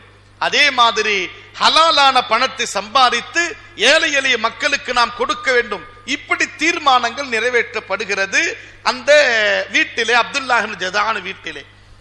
அந்த வீட்டுக்கு நபி ஸல்லல்லாஹு அலைஹி வஸல்லம் போறாங்க. முக்கிய தலைவர்கள் மட்டும் இருக்கிறாங்க. நபி ஸல்லல்லாஹு அலைஹி வஸல்லம் போய் அந்த வாசற்படியில் நிற்கிறாங்க. நபி அவர்களை பார்த்த உடனே அந்த மிகப்பெரிய முக்கியஸ்தர்கள் எல்லாம் உடனே சந்தோஷமாக உள்ளே வந்து விட்டார்கள். நபி சொன்னாங்க, நானும் உள்ளே வரலாமா, வாங்கன்னு கூப்பிட்டு, இந்த மாதிரி நல்ல காரியத்துக்கு நாங்கள் ஒன்று கூடி இருக்கிறோம், நீங்களும் எங்களுக்கு ஹெல்ப் பண்ணுங்க அப்படின்னு இந்த மக்கள் சொல்லும் பொழுது நபி அவர்கள் அதோடு சேர்ந்து கொண்டு ஒரு சங்கம், அந்த சங்கத்துடைய பெயர் ஹில்ஃபுல் ஃபுதூல் என்ற அந்த சங்கத்துடைய பெயர், அந்த மக்களுக்கு நலவை நாட வேண்டும், நல்லது செய்ய வேண்டும் என்று ஒரு வெல்ஃபேர் ஆரம்பிச்சாங்க மக்காவுடைய தலைவர்கள். முதலாக நபி ஸல்லல்லாஹு அலைஹி வஸல்லம் அந்த நல்ல காரியத்தில் ஈடுபட்டு அங்க உள்ள ஏழை எளிய மக்களுக்கு, மக்கா வாசிகளுக்கு இரவு பகலாக ஹிதுமத்துகளை செய்தார்கள். நபி அவர்களுக்கு வியாபாரத்துடைய டேலண்ட் அல்லாஹ் கொடுத்திருந்தான். இங்க வியாபாரிங்க அதிகமா இருப்பீங்க. நபி ஸல்லல்லாஹு அலைஹி வஸல்லம் எந்த அளவுக்கு வியாபாரின்னா, இவர்களுடைய வியாபாரத்துடைய டேலண்டை பார்த்து ஹஜ்ரத் ரசூலுல்லாஹி ஸல்லல்லாஹு அலைஹி வஸல்லம் வியாபாரத்துடைய டேலண்டை பார்த்து அந்த நேரத்தில் சீமாட்டி அம்மாவாக இருந்த ஹஜ்ரத் ஹதீஜத்துல் குப்ரா ரலியல்லாஹு அன்ஹா, அவர்கள் ஏற்கனவே 2 கணவனால் விடப்பட்டவர்கள், பேவாவா இருக்கிறாங்க, அவங்க பெரிய தொழிலதிபர், அவங்க ஹதீஜா ரலியல்லாஹு அன்ஹா. நபியுடைய அஹ்லாக், நபியுடைய குணங்களை பார்த்த அந்த அம்மா கொள்முதல் பணத்தை கொடுத்து, நீங்கள் இந்த பொருளை வியாபாரம் செய்து விட்டு வந்தால் உங்களுக்கு டபுளாக நான் என்ன செய்ய கூலி தருகிறேன் என்பதா சொல்லும் பொழுது, அவருடைய அடிமையை மைசரா, அவருடைய அடிமை, யாருடைய அடிமை? ஹதீஜா ரலியல்லாஹு அன்ஹாவுடைய அடிமை மைசராவை நபியோடு விட்டுட்டு பொருளை எடுத்து போவதற்காக வேண்டி ஒரு ஒட்டகத்தை கொடுத்து முல்கே ஷாம் சிரியா நாட்டிற்கு வியாபாரத்துக்காக வேண்டி போறாங்க. வியாபாரத்துக்காக வேண்டி போய் அன்பானவர்களே, கடுமையான வெயில் நேரம், கடுமையான வெயில் நேரம். நபியுடைய ஒட்டகம் போகிறது. மக்காவுடைய வெயில் உங்களுக்கு தெரியும், ஆஜிமார்கள் போய் தெரியும். அரஃபால, மினால, முஸ்தலிஃபால எப்படி வெயில் இருக்குன்னு சொல்லி மொட்டை அடிச்சுட்டு தலையில முட்டை ஊத்தினா ஆம்லெட் ஆயிடும். இப்பதான் ஒருத்தர் ஹாஜி சொன்னார், ஹஸ்ரத் ஜபர்தஸ்த் தூப் ஹதரத்னார். என்னப்பா தூப்பு ஒன்றும் இல்லையாப்பா, நானும் போயிட்டு வந்தேன். அட ஜா ஹதரத், மொட்டை தீன் மொட்டை மாதிரியா அண்டா தாலத்தோ ஆம்லெட் ஹோ ஜாங்க वो பா, நீ வேற ஹாஜிட்ட போய் சொல்லாத, அவன் பயந்து கிடக்கிறான். புரிஞ்சுங்களா? அந்த அளவுக்கு வெயில் இருக்குமா, நம்மளாம் சமாளிக்கணும். ஒண்ணுமே இல்லை. நாங்கள் 2015 ஹஜ்ஜுக்கு போகும்போது மிகப்பெரிய ஒரு சம்பவம் நடந்துச்சு. ஷியாக்கள் எல்லாம் உள்ள புகுந்து சர்க்கல்ல 4 மூலையில 4 இடத்துல இருந்து வரக்கூடிய வழியில வந்து ரோட்ல உட்கார்ந்து தள்ள காரணத்தினால பல ஆயிரம் ஹாஜிகள் மௌத்தானாங்க. அதுல பல ஆயிரம் ஹாஜிகள் மௌத்தானாங்க. அதுல எங்க டீம்ல ஒரு ஹாஜி சாபு மிஸ் ஆயிட்டார். எங்க டீம்ல ஒரு ஹாஜி சாபு மிஸ் ஆயிட்டார். 2 நாள் ஆளே காணவர். நாங்க என்ன நினைச்சிட்டோம், போன் பண்ணி சொல்லிட்டோம் அவர் வீட்டுக்கு. 2 நாள் இல்ல, எல்லாமே கண்டெய்னர் லாரியில வந்து அந்த மௌத்தான்கள் எல்லாத்தையும் ஐஸ் பெட்டியில வச்சு ஏத்திட்டு இருக்கிறாங்க. எங்க வீட்டுல எல்லாமே அழுதுட்டு இருக்கிறாங்க. எங்களுக்கு போன் பண்ணி பார்க்கறோம், போன் சுவிட்ச் ஆஃபா இருக்குது. தேடி பார்த்தா எங்க கிடைக்கவே இல்லை. எனக்கு ரொம்ப கவலை. கடுமையான வெயில் நேரம் வேற, அவருக்கு வயசு 75 வயசு. நான் கம்முன்னு வந்து எங்களுடைய இதுல உட்கார்ந்துகிட்டோம். 2வது நாள், முதல் 10வது 11 2வது நாள் மகரிபு தொழுகைக்கு பிறகு ஷைத்தான் காவணி போகும் பொழுது கிளீனா மொட்டை அடிச்சுட்டு அவர் வந்துட்டு இருக்கிறாரு. யாரு? அந்த ஹாஜி சாம் வந்துட்டு இருக்கிறாரு. யோ என்னப்பா இது, என்னப்பா என்ன எல்லாம் நீங்க போயிட்டீங்கன்னு சொல்லி வீட்டுல எல்லாம் அழுதுட்டு இருக்கிறாங்களே, ஆனா போன் பண்ணி சொல்ல வேண்டியதானே. போன் பண்றதுக்கு ஹஜ்ஜுக்கு வந்தேன். இந்த ஓவர் தக்குவா வானா ஹாஜியார். நான் என்ன சொன்னேன், இது வந்து தக்குவால பெரிய தக்குவா. இது இந்த ஆக்சிடென்ட்ல வந்து எல்லாம் மௌத்தாரினால எல்லாம் வீட்டுல போன் பண்ணிருக்கிறாங்க. 2 நாள் எங்க போனேன், என்னால் வெயில் தாங்க முடியல. நான் என்ன செய்தேன், அஷ்ரஃப் அலி தானிவி ரஹ்மத்துல்லாஹி அலைஹி ஒரு கிதாப் எழுதியிருக்கிறாங்க. வெயில் கடுமையாக இருந்துச்சுன்னா யா ஹாரிஸ் யா ஹாரிஸ் யா ஹாரிஸ், என்னதுங்க, அல்லாஹ்வுடைய சிஃபத்து, ஒரு சிஃபத்து ஹாரிஸ். அது ஓதிட்டே போனேன், எனக்கு உடம்பெல்லாம் குளிர்ச்சியா இருந்துச்சுன்னாரு. அவர் சொன்னாரு சரிங்க, நீ ஏன் ரூமுக்கு வரல? நான் அப்படியே நடந்து போனப்பா, மக்கா காபத்துல்லாக்கு போயிட்டேன். காபத்துல்லா போய் தவாஃப் ஜியாரத் முடிச்சிட்டு அங்கே காபத்துல்லா படுத்துட்டு அப்புறம் ஷைத்தான் கல்லடித்துக்கு இன்னைக்கு வந்திருக்கிறேன் அப்படின்னு சொன்னார். அப்புறமா வீட்டுக்கு போன் பண்ணி சொல்லி, இல்லங்க அவர் ஹயாத்தா இருக்கிறாரு, ஹயாத்தோட கொஞ்சம் கொழுப்பும் அவருக்கு ஏறி இருக்குது, சரியா பதில் சொல்ல மாட்டான் ஹாஜர் அப்படின்னு.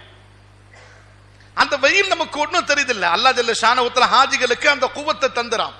அந்த மக்காவுடைய பூமியில ரசூலுல்லாஹி ஸல்லல்லாஹு அலைஹி வஸல்லம் அவர்கள் வெயில் கூட பார்க்காமல் அந்த ஏழை எளிய மக்களுக்கு ஜவானி காலத்திலே மக்களுக்கு ஹிதுமத் செய்ய வேண்டும், அடுத்தவர்களுக்கு உதவி செய்ய வேண்டும் என்ற எண்ணம் இருக்கிறது. சிறுபிராயத்திலிருந்து அதிகமாக இருந்தது.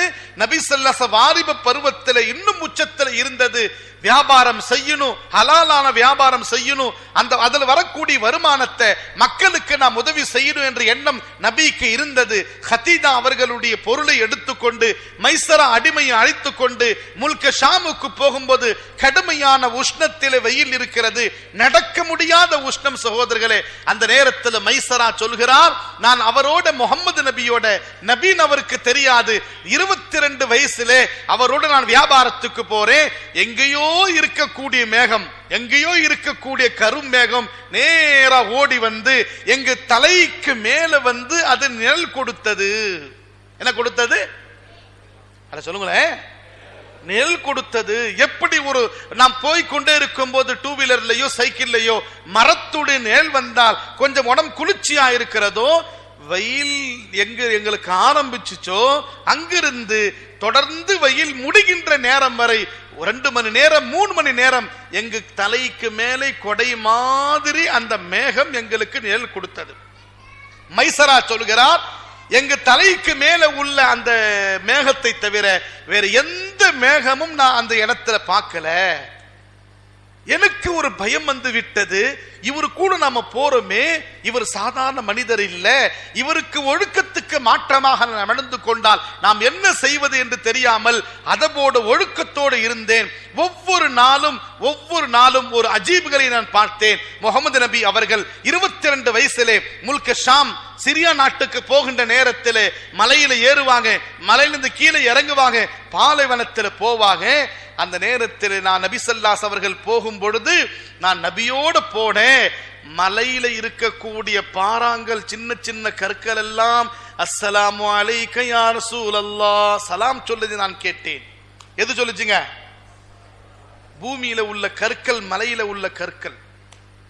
மரங்கள் எங்கேயோ இருக்கக்கூடிய மரங்கள் நபிக்கு முன்னாடி வந்து சலாம் சொல்லிவிட்டு போய் அதனிடத்தில் போய் நின்று கொண்டது.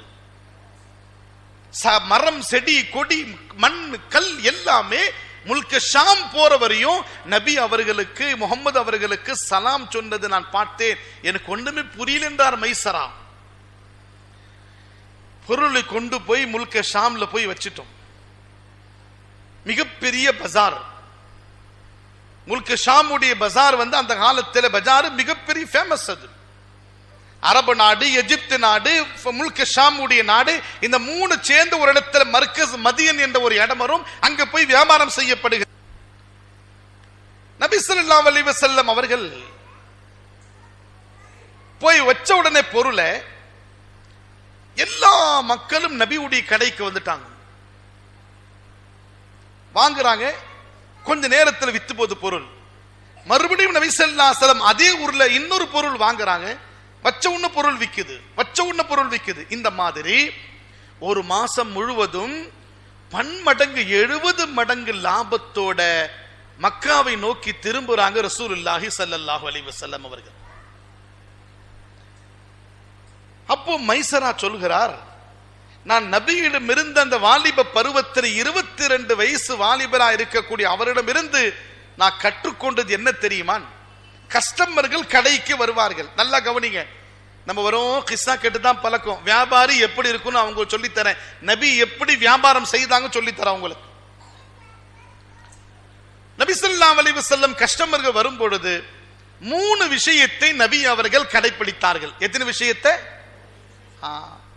முதலாக எடை. முதல் என்னங்க? எடை சுத்தம். கரெக்டான முறையில் எடை போட்டு கொடுப்பார்கள். துணியா இருந்தால் கரெக்டான முறையிலே அளந்து கொடுப்பார்கள்.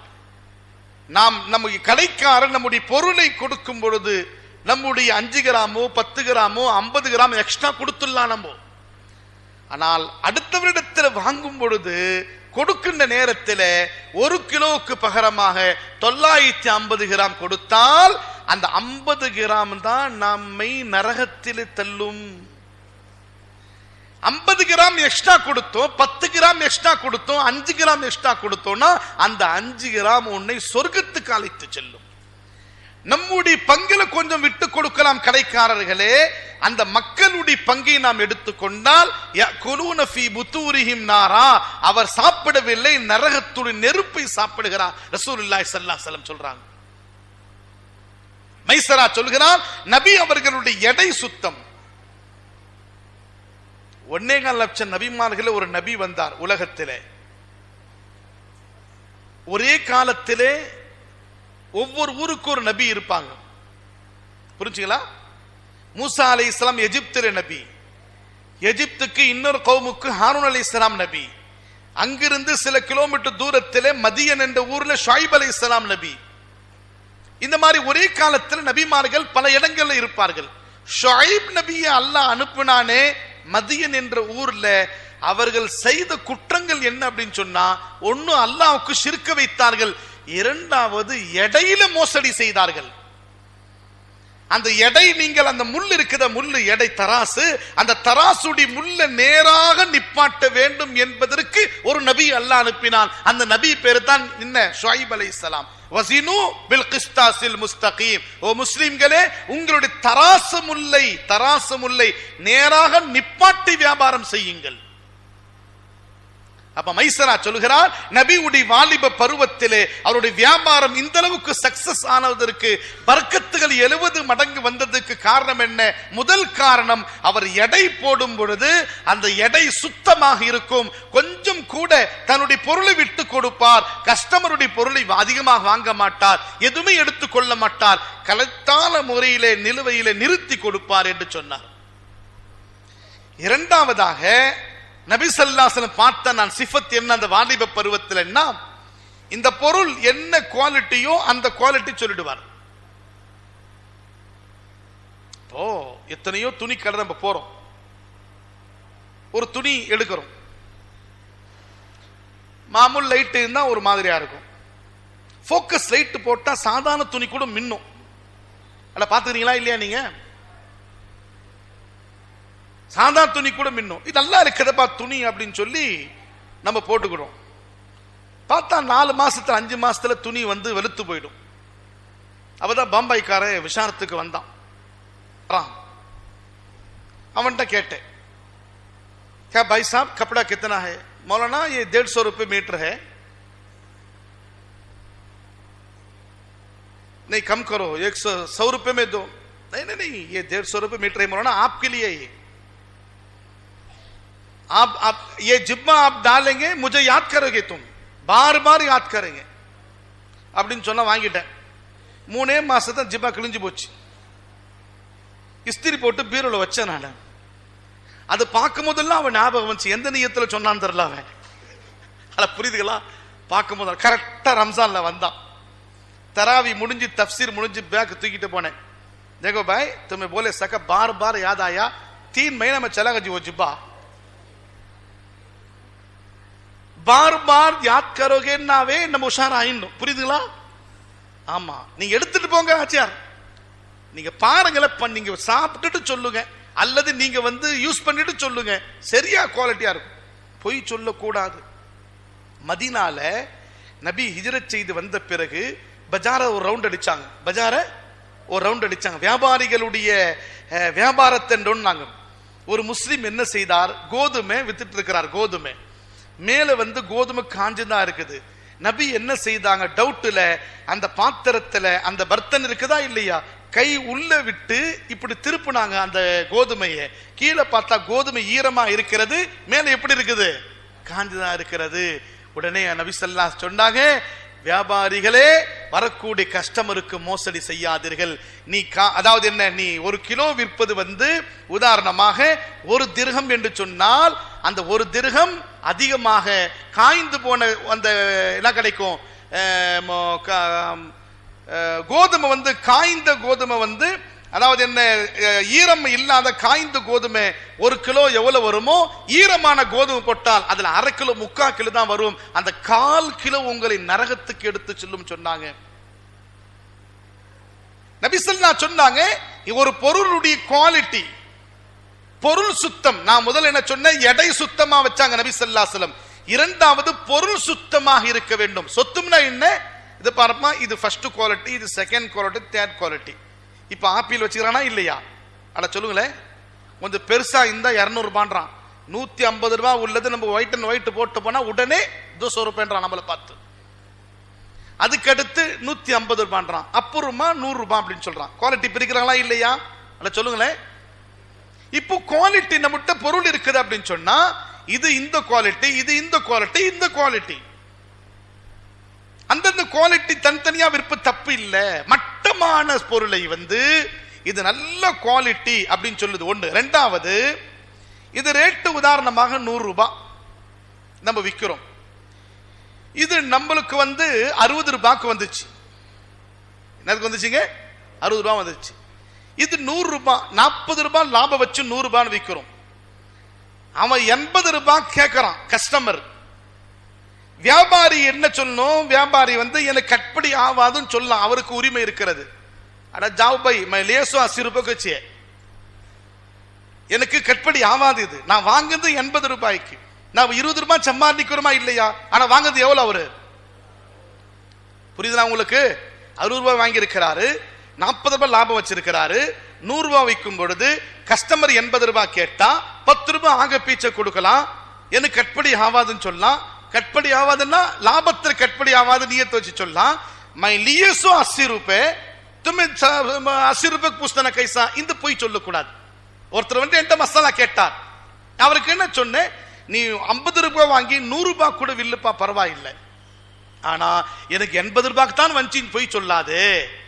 வியாபாரத்தில் குவாலிட்டியா இருக்கின்ற நேரத்தில் அந்த குவாலிட்டிக்கு தகுந்த ரேட்டை நீங்கள் கொடுக்கலாம். மட்டமான குவாலிட்டியை உயரமான குவாலிட்டி உள்ள ரேட்டை கொடுத்து மக்களை ஏமாற்றாதே. நபி ஸல்லல்லாஹு அலைஹி வஸல்லம் அவர்கள் கிழிஞ்ச துணி இருந்துச்சுன்னா, ஆடை கிழிஞ்சிருந்துச்சுன்னா அதுக்குள்ள துணிக்கு ஒரு ரேட்டு, அதுக்கு மட்டமான துணிக்கு ஒரு ரேட்டு, எல்லாத்தையும் அந்தந்த தரத்துக்கு தக்கவாறு நபி ஸல்லல்லாஹு வியாபாரம் செய்வாங்க. அதனால மக்கள் வந்தார்கள். வியாபாரத்துள் இரண்டாவது சிஃபத். மூணாவது சிஃபத் என்ன, அந்த பொருளுடைய ரேட். ரேட்டு சுத்தம். ஒன்னு எடை சுத்தம், பொருள் சுத்தம். மூணாவது அதனுடைய கீமத், அதனுடைய ரேட்டு சுத்தம்னா என்ன, ஒரு பொருளுடைய ரேட்டு எந்த அளவுக்கு வைக்கணும் நபி சொல்லி தந்திருக்கிறாங்க. விக்கிற வியாபாரிக்கு லாபம் இருக்கணும், வரக்கூடிய கஸ்டமருக்கும் லாபம் வேணும். புரிஞ்சுங்களா இல்லையா? நம்ம பல கடைகளுக்கு போறோம், பல இதுக்கு போறோம், சும்மாவே போய் சொல்லுவாங்க, துமாரா வாஸ்தே சதரே तुम्हें किसी के ना बोलना, இதுவரை சொல்லிவிடுவான், அதரே ये तुम्हारा वास्ते ले जाओ तुम्हें. ஒரு லிங்கி ஒன்றும் கிப்ஸ் லிங்கி வாங்கினேன். அந்த கிப்ஸ் லிங்கி வாங்கும் பொழுது 800 ரூபாய்னா அது அசல் வேற இடத்துல 750 ரூபாய். तुम्हारा वास्ते 800 रुपये हजरत, असल में 1000 रुपये बेचते हो, किसी का ना बोलने को. ஏன்னா இந்த நாக்குக்கு எலும்பும் இல்லை நரம்பு இல்லை. பாய், நான் நபி உடி வாலிபத்தை உங்களுக்கு சொல்லித்தரேன்.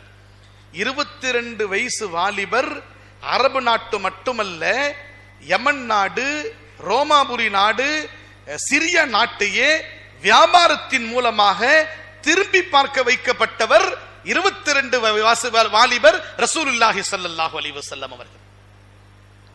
அப்போ எடை சுத்தம், பொருள் சுத்தம், ரேட்டு சுத்தம், இந்த மூணுமாக நபி ஸல்லல்லாஹு அலைஹி வஸல்லம் இந்த மூணு தன்மை வியாபாரத்தில் இருந்த காரணத்தினால சிரியா நாட்டு வியாபாரிகளே நபி இடத்துல தோத்து போயிட்டாங்க.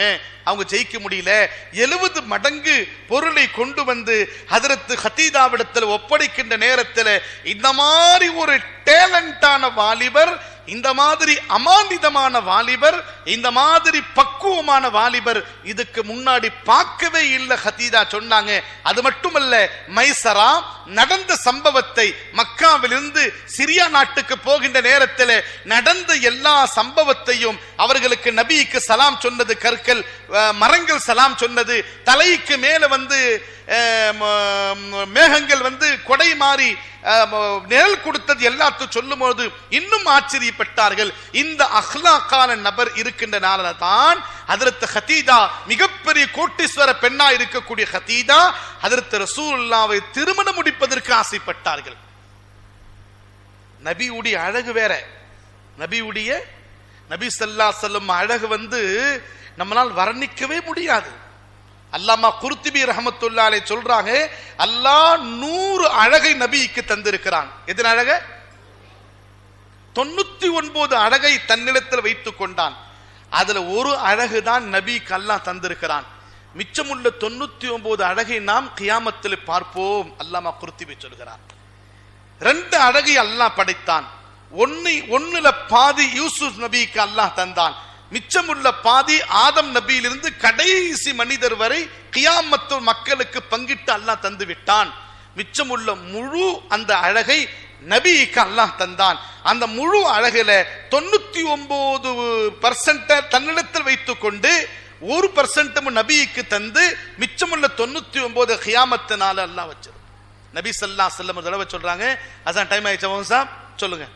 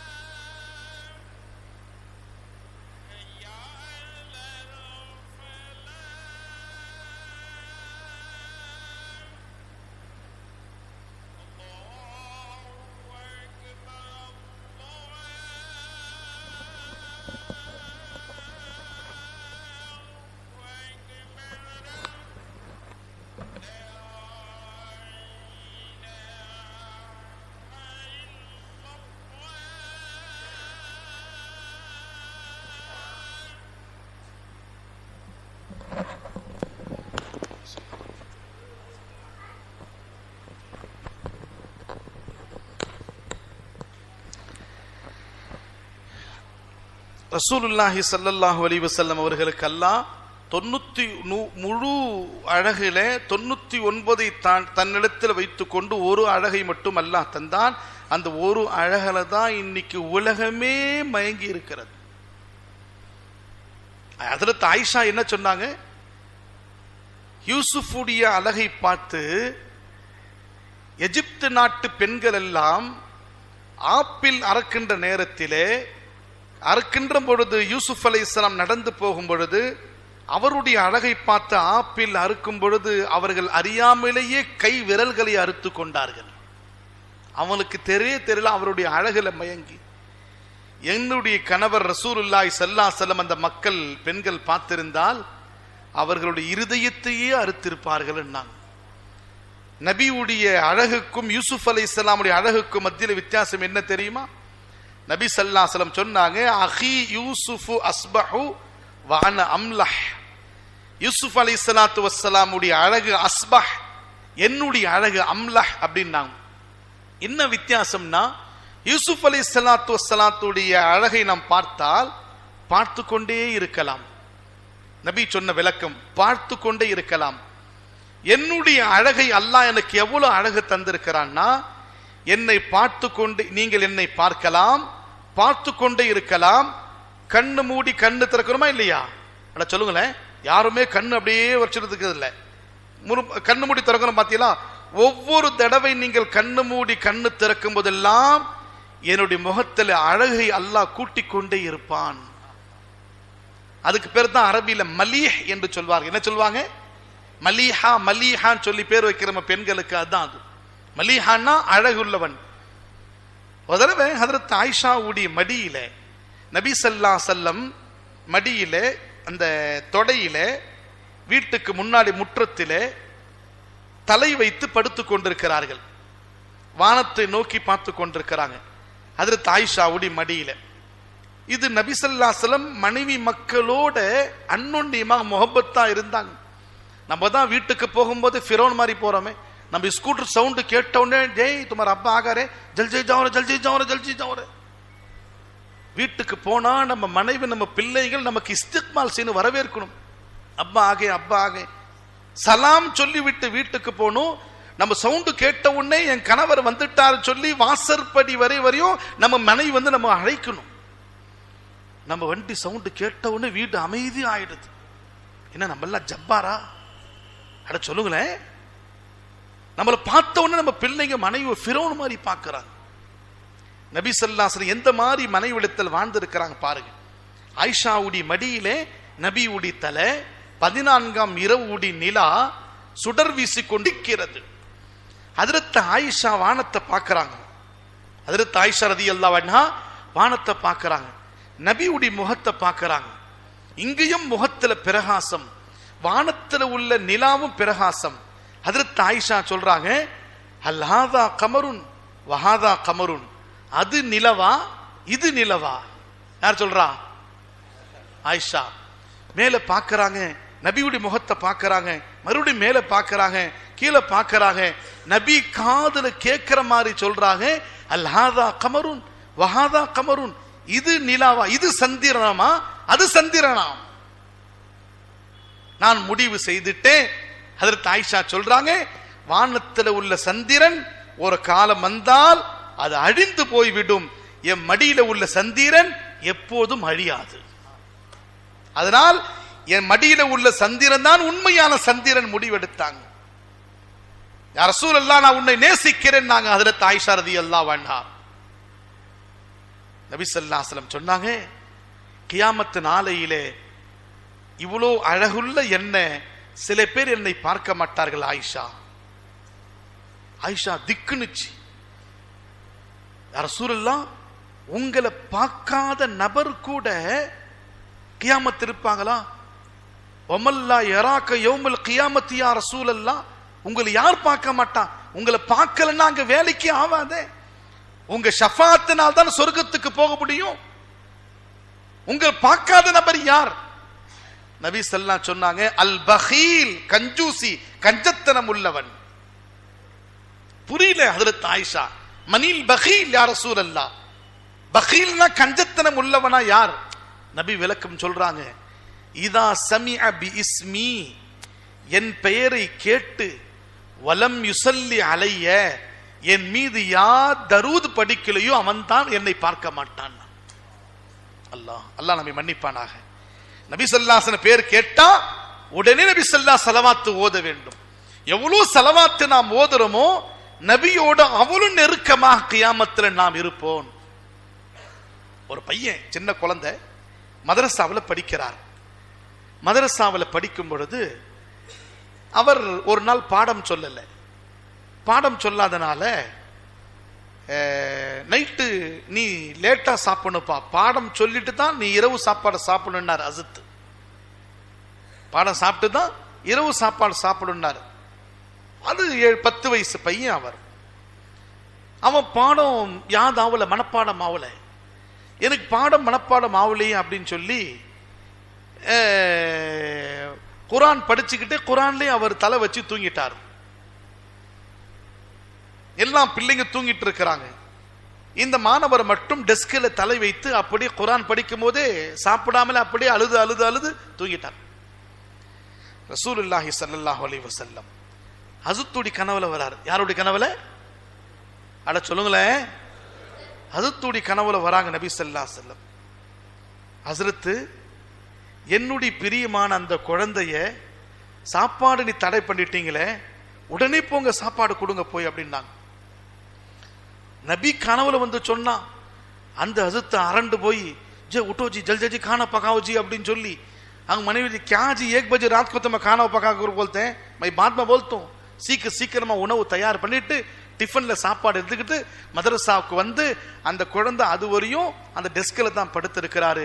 அந்த குழந்தை அந்த பையனை அழைச்சிட்டு போய் உது செய்ய வச்சு உட்கார வச்சு அஜித்தே தஸ்தர்கான், எந்த அஜித்து சாப்பாடு கொடுக்கலையோ தடை பண்ணாரோ அவரே வந்து தஸ்தர்கான் விடிச்சு தட்டு கழுவி அந்த கிலாஸை கழுவி உட்கார வச்சு அந்த பையனுக்கு சாப்பாடு கொடுத்தார். சாப்பாடு கொடுத்துட்டு படுக்க வச்சுட்டு வீட்டுக்கு போயிட்டார். தூக்கம் வரல அஜித்துக்கு. அடுத்த நாள் காலையில பாடத்துக்கு சீக்கிரம் வந்தார். வந்து அந்த பையனை கூப்பிட்டு கேட்டார், ஏன்பா நீ சாப்பிடலையா? நீங்க தான் சாப்பிடக்கூடாதுன்னு சொல்லிட்டீங்க ஹஸரத், எனக்கு பாடம் யாதாவல. சரி, உன்ட்டு என்ன நல்ல அமல் இருக்குதுப்பா? நீ வந்து நான் திடீர்னு வந்து சாப்பாடு கொடுத்தா தெரியாது, நீ என்ன அமல் செய்து கொண்டிருக்கிற?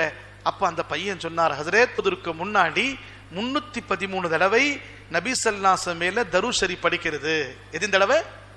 313 தடவை நபியின் மீது ஸலவாத் ஓதுவேன். ஆனா இன்னைக்கு மட்டும் நான் ஓதல. ஏன் அப்படின்னு சொன்னா, நான் குரான் படிச்சுட்டே இருந்தேன், பசி என்னால் தாங்க முடியல, அழுதுட்டே தூங்கிட்டேன். அழுத்து அந்த பையனை பிடிச்சு நத்தியில முத்தமிட்டார். உன் மீது நபி அவர்கள் எவ்வளவு பிரியம் வச்சிருக்கிறாங்க. யார் அதிகமாக தரூதை படிப்பார்களோ ஸலவாத் ஓதுவார்களோ நபி அவர்களோடு கியாமத்தில் இருப்பார். அவர் மீது நபி அவர்கள் பிரியப்படுகிறார்கள். எனவே அன்பான சகோதர பெரியார்களே, நான் சொன்ன ஆரம்பத்தில் நபி ஸல்லல்லாஹு அலைஹி வஸல்லம் அவர்களுடைய வாலிபம் நமக்கு ஒரு நமூனா, ஒரு முன்மாதிரி. எப்படி வியாபாரம் செய்யணும் கற்றுக் கொடுத்தார்கள். 20 வயசுல நபி ஸல்லல்லாஹு அலைஹி வஸல்லம் ஏழை எளிய மக்களுக்கு ஹிதுமத் செய்ய வேண்டும். அவர்களுடைய எல்லா விதமான உடை, தலைமுடி எல்லாத்தையும் பார்த்தால் ஒழுக்கமுள்ள நபராக அந்த ஜதான், அப்துல்லா இப்னு ஜதான் என்ற பெரியவர் சொன்னாரே, என்ன சொன்னார்? மக்கமா நகரத்திலே ஒரு அற்புதமான வாலிபர் இருக்கிறார் என்று சொன்னால் முஹம்மதை தவிர யாரும் இல்லை. அதனால் தான் 25 வயசிலே நபி அவர்களுக்கு நிக்காஹ் முடிக்கின்ற நேரத்திலே ஹஜ்ரத் ரசூலுல்லாஹி ஸல்லல்லாஹு அலைஹி வஸல்லம் நிக்காஹ் முடிக்க வராங்க. ஹஜ்ரத் ஹம்சா, ஹஜ்ரத் அபூ தாலிப் ரசூலுல்லாஹுடைய தரப்பில் இருந்து, ஹதீஜா தரப்பில் இருந்து அவருடைய சச்சா ஹதீஜா ரலியல்லாஹு சச்சா வராங்க. மற்ற அவர்களுடைய சொந்தக்காரெல்லாம் இருக்கிறாங்க. அந்த இருக்கின்ற நேரத்திலே அப்ப ரசூலுல்லாஹ்வுக்கு குத்பா ஓதியவர், நிக்காஹ் குத்பா ஓதியவர் அபூ தாலிப் ரசூலுல்லாஹுடைய சச்சா. ஹஜ்ரத் ஹம்சா ரலியல்லாஹு தஆலா அந்த மஜ்லிஸ்ல இருக்கிறாங்க. நபியுடைய இன்னொரு சச்சா இருக்கிறாங்க, அப்பாஸ் ரலியல்லாஹு இருக்கிறாங்க. அன்பானவர்களே, அப்போ அபூ தாலிப் வந்து நிக்காவுடைய குத்பா ஓதுகிறார்.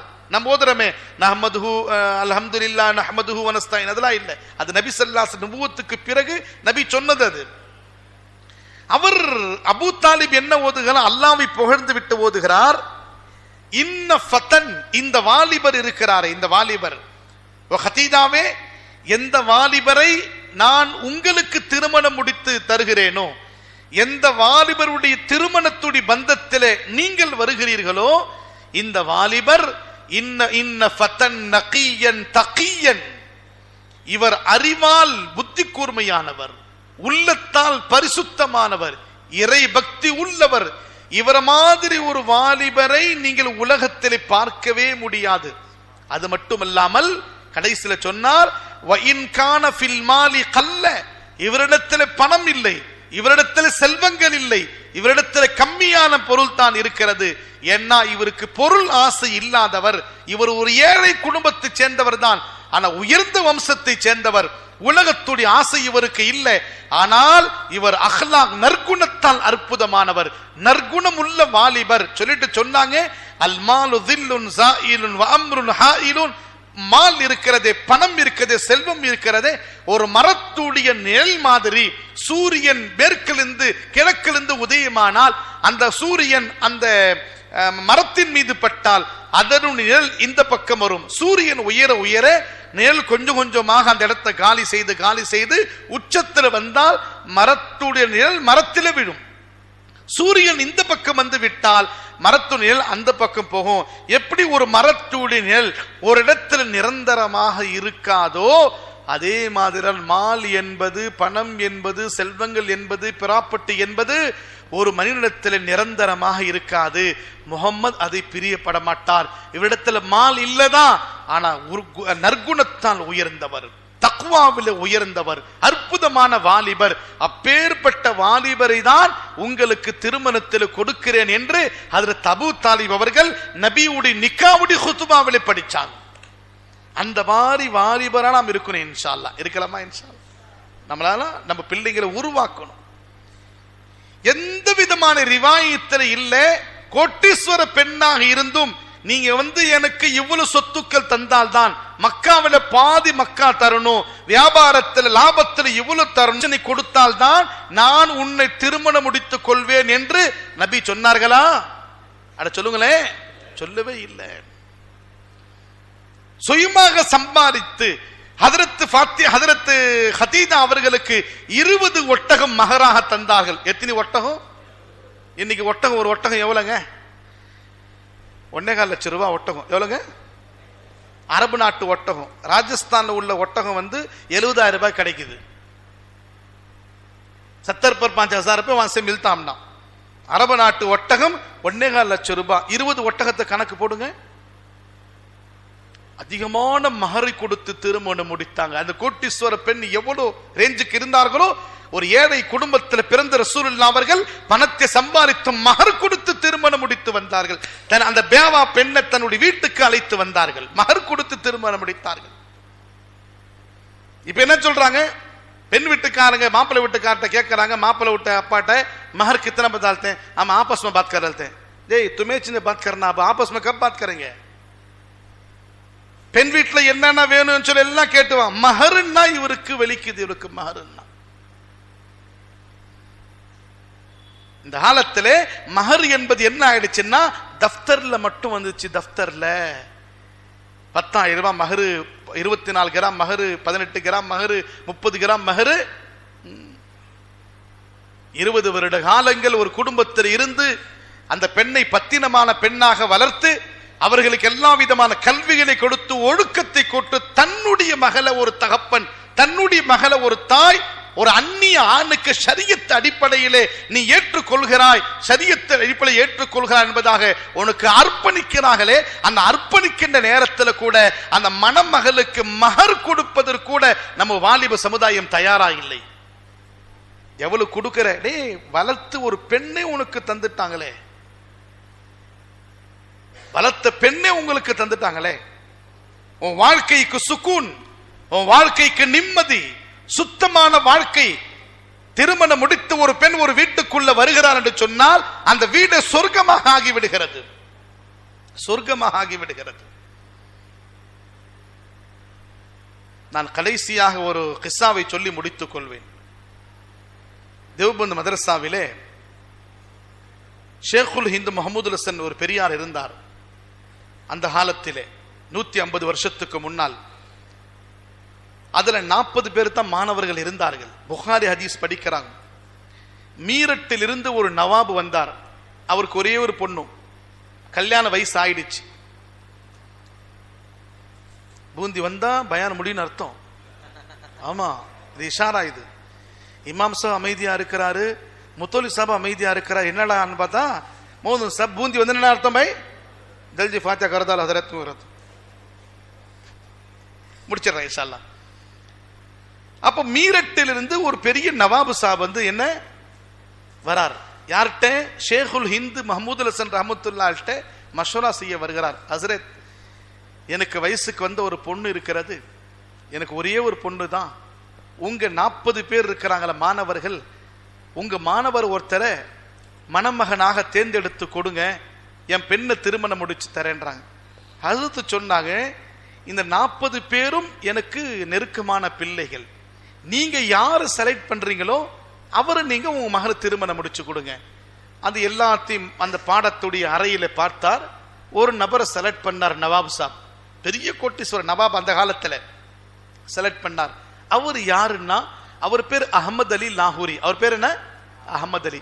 சிங்கு மதத்தை சேர்ந்தவர். அவர் மட்டும் இஸ்லாத்தை ஏற்றுக்கொண்டார். இஸ்லாத்தை ஏற்றுக்கொண்டு 10 வருஷம் ஆச்சு.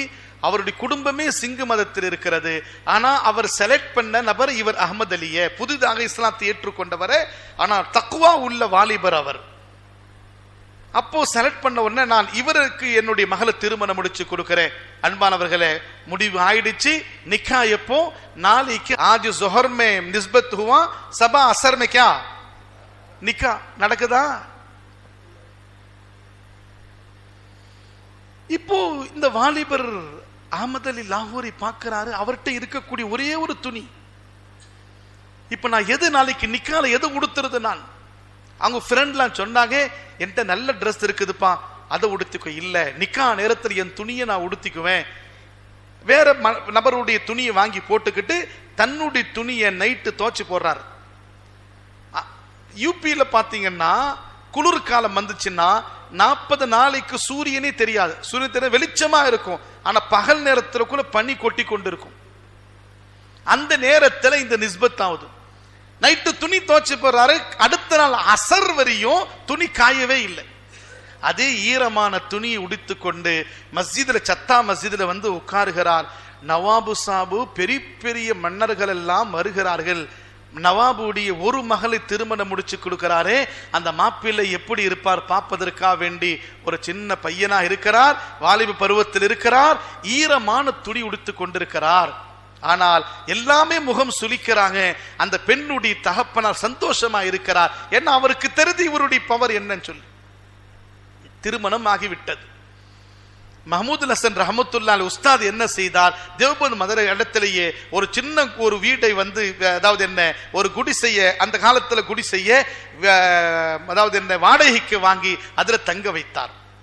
ஒரு வாரம் கணவன் மனைவி சிம்மாசனத்திலே, கோட்டையிலே, பங்களாவிலே வாழ்ந்து கொண்டிருந்த அந்த இளவரசி ஒரு குடிசையில வந்து வாழ்கிறாள். எப்படி இருக்குங்க? நம்ம பொம்பளைங்க हमारा सास घर में டாய்லெட் बराबर नहीं சொல்லி ஓடுறான். நம்மள்ட்ட வருது பஞ்சாயத்து. டாய்லெட் தோச் है, ஒரு வீட்டுக்கு 2 தான் இருக்கும் டாய்லெட், 10 வச்சிருப்பான். 10 இருக்கலனாக்கா அது முனிசிபாலிட்டி டாய்லெட். அது கொஞ்சம் எங்கேயாவது இருந்துச்சுன்னா நம்ம பொம்பளை ஓடிடுறான் வாழாம. அந்த குடிசையிலங்க, குடிசையில அந்த இளவரசி வாழ்கிறாள். ஒரு வாரம் முடிந்து நவாபு வருகிறார் தன்னுடைய மகளை அழைத்து செல்வதற்காக வேண்டி.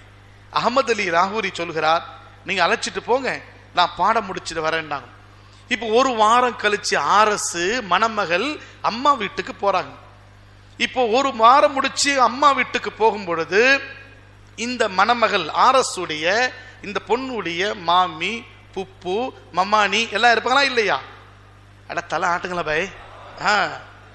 இவங்க வீட்டுக்கு வந்த உடனே கல்யாண பொண்ணு மாமியார் வீட்டுக்கு போய் அடுத்த 2 நாள் கழிச்சு அம்மா வீட்டுக்கு வந்த உடனே எல்லா பொம்பளைங்களும் அந்த அந்த பொண்ணை வந்து ரவுண்ட் கட்டிக்குவாங்க.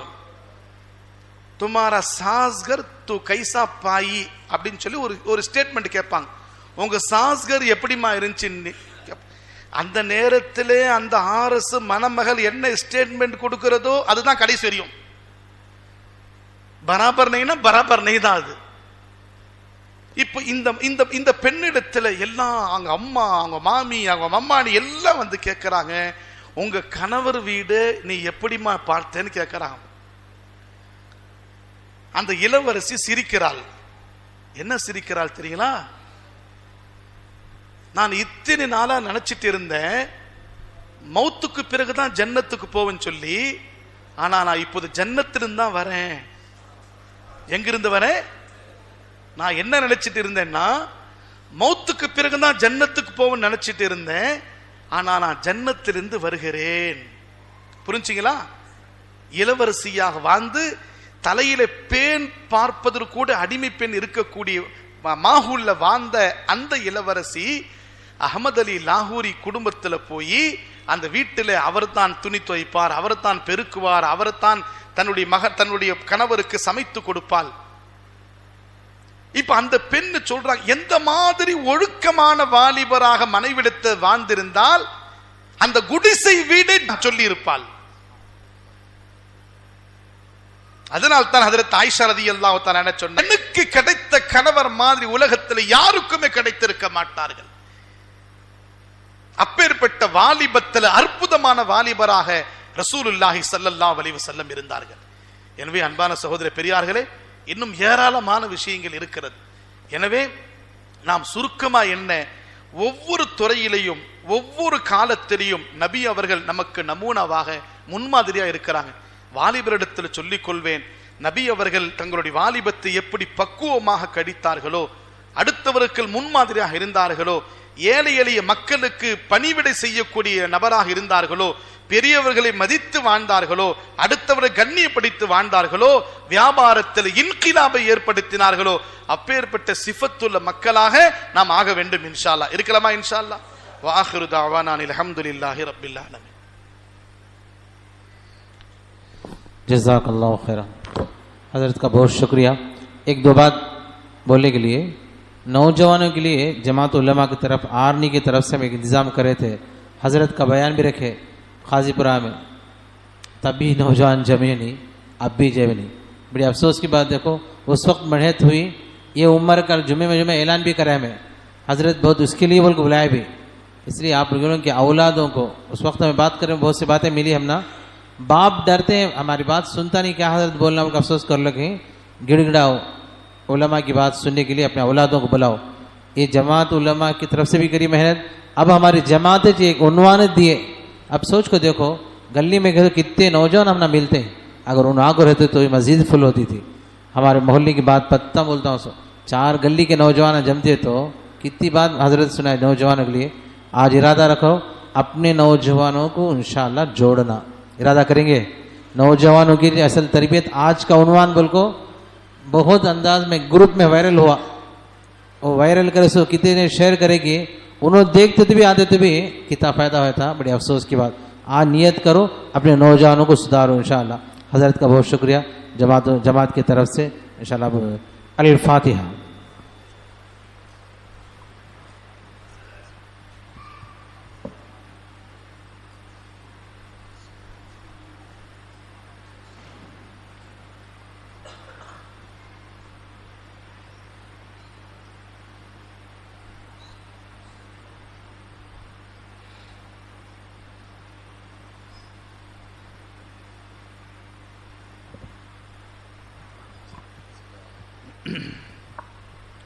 لك الحمد لك الشكر اللهم صل على سيدنا محمد وعلى آل سيدنا محمد وبارك وسلم عليه. اللهم أنت السلام ومنك السلام، تباركت يا ذا الجلال والإكرام. اللهم ارزقنا حبك وحب رسولك وحب من ينفعنا حبه عندك. اللهم إنا نسألك العفو والعافية والمعافاة الدائمة في الدنيا والآخرة والفوز بالجنة والنجاة من النار. اللهم احسن عاقبتنا في الأمور كلها واجرنا من خزي الدنيا وعذاب الآخرة. توفنا مسلما وألحقنا بالصالحين. ربنا تقبل منا إنك أنت السميع العليم وتب علينا إنك أنت التواب الرحيم. صل وسلم على محمد وآله وصحبه أجمعين برحمتك يا أرحم الراحمين والحمد لله رب العالمين.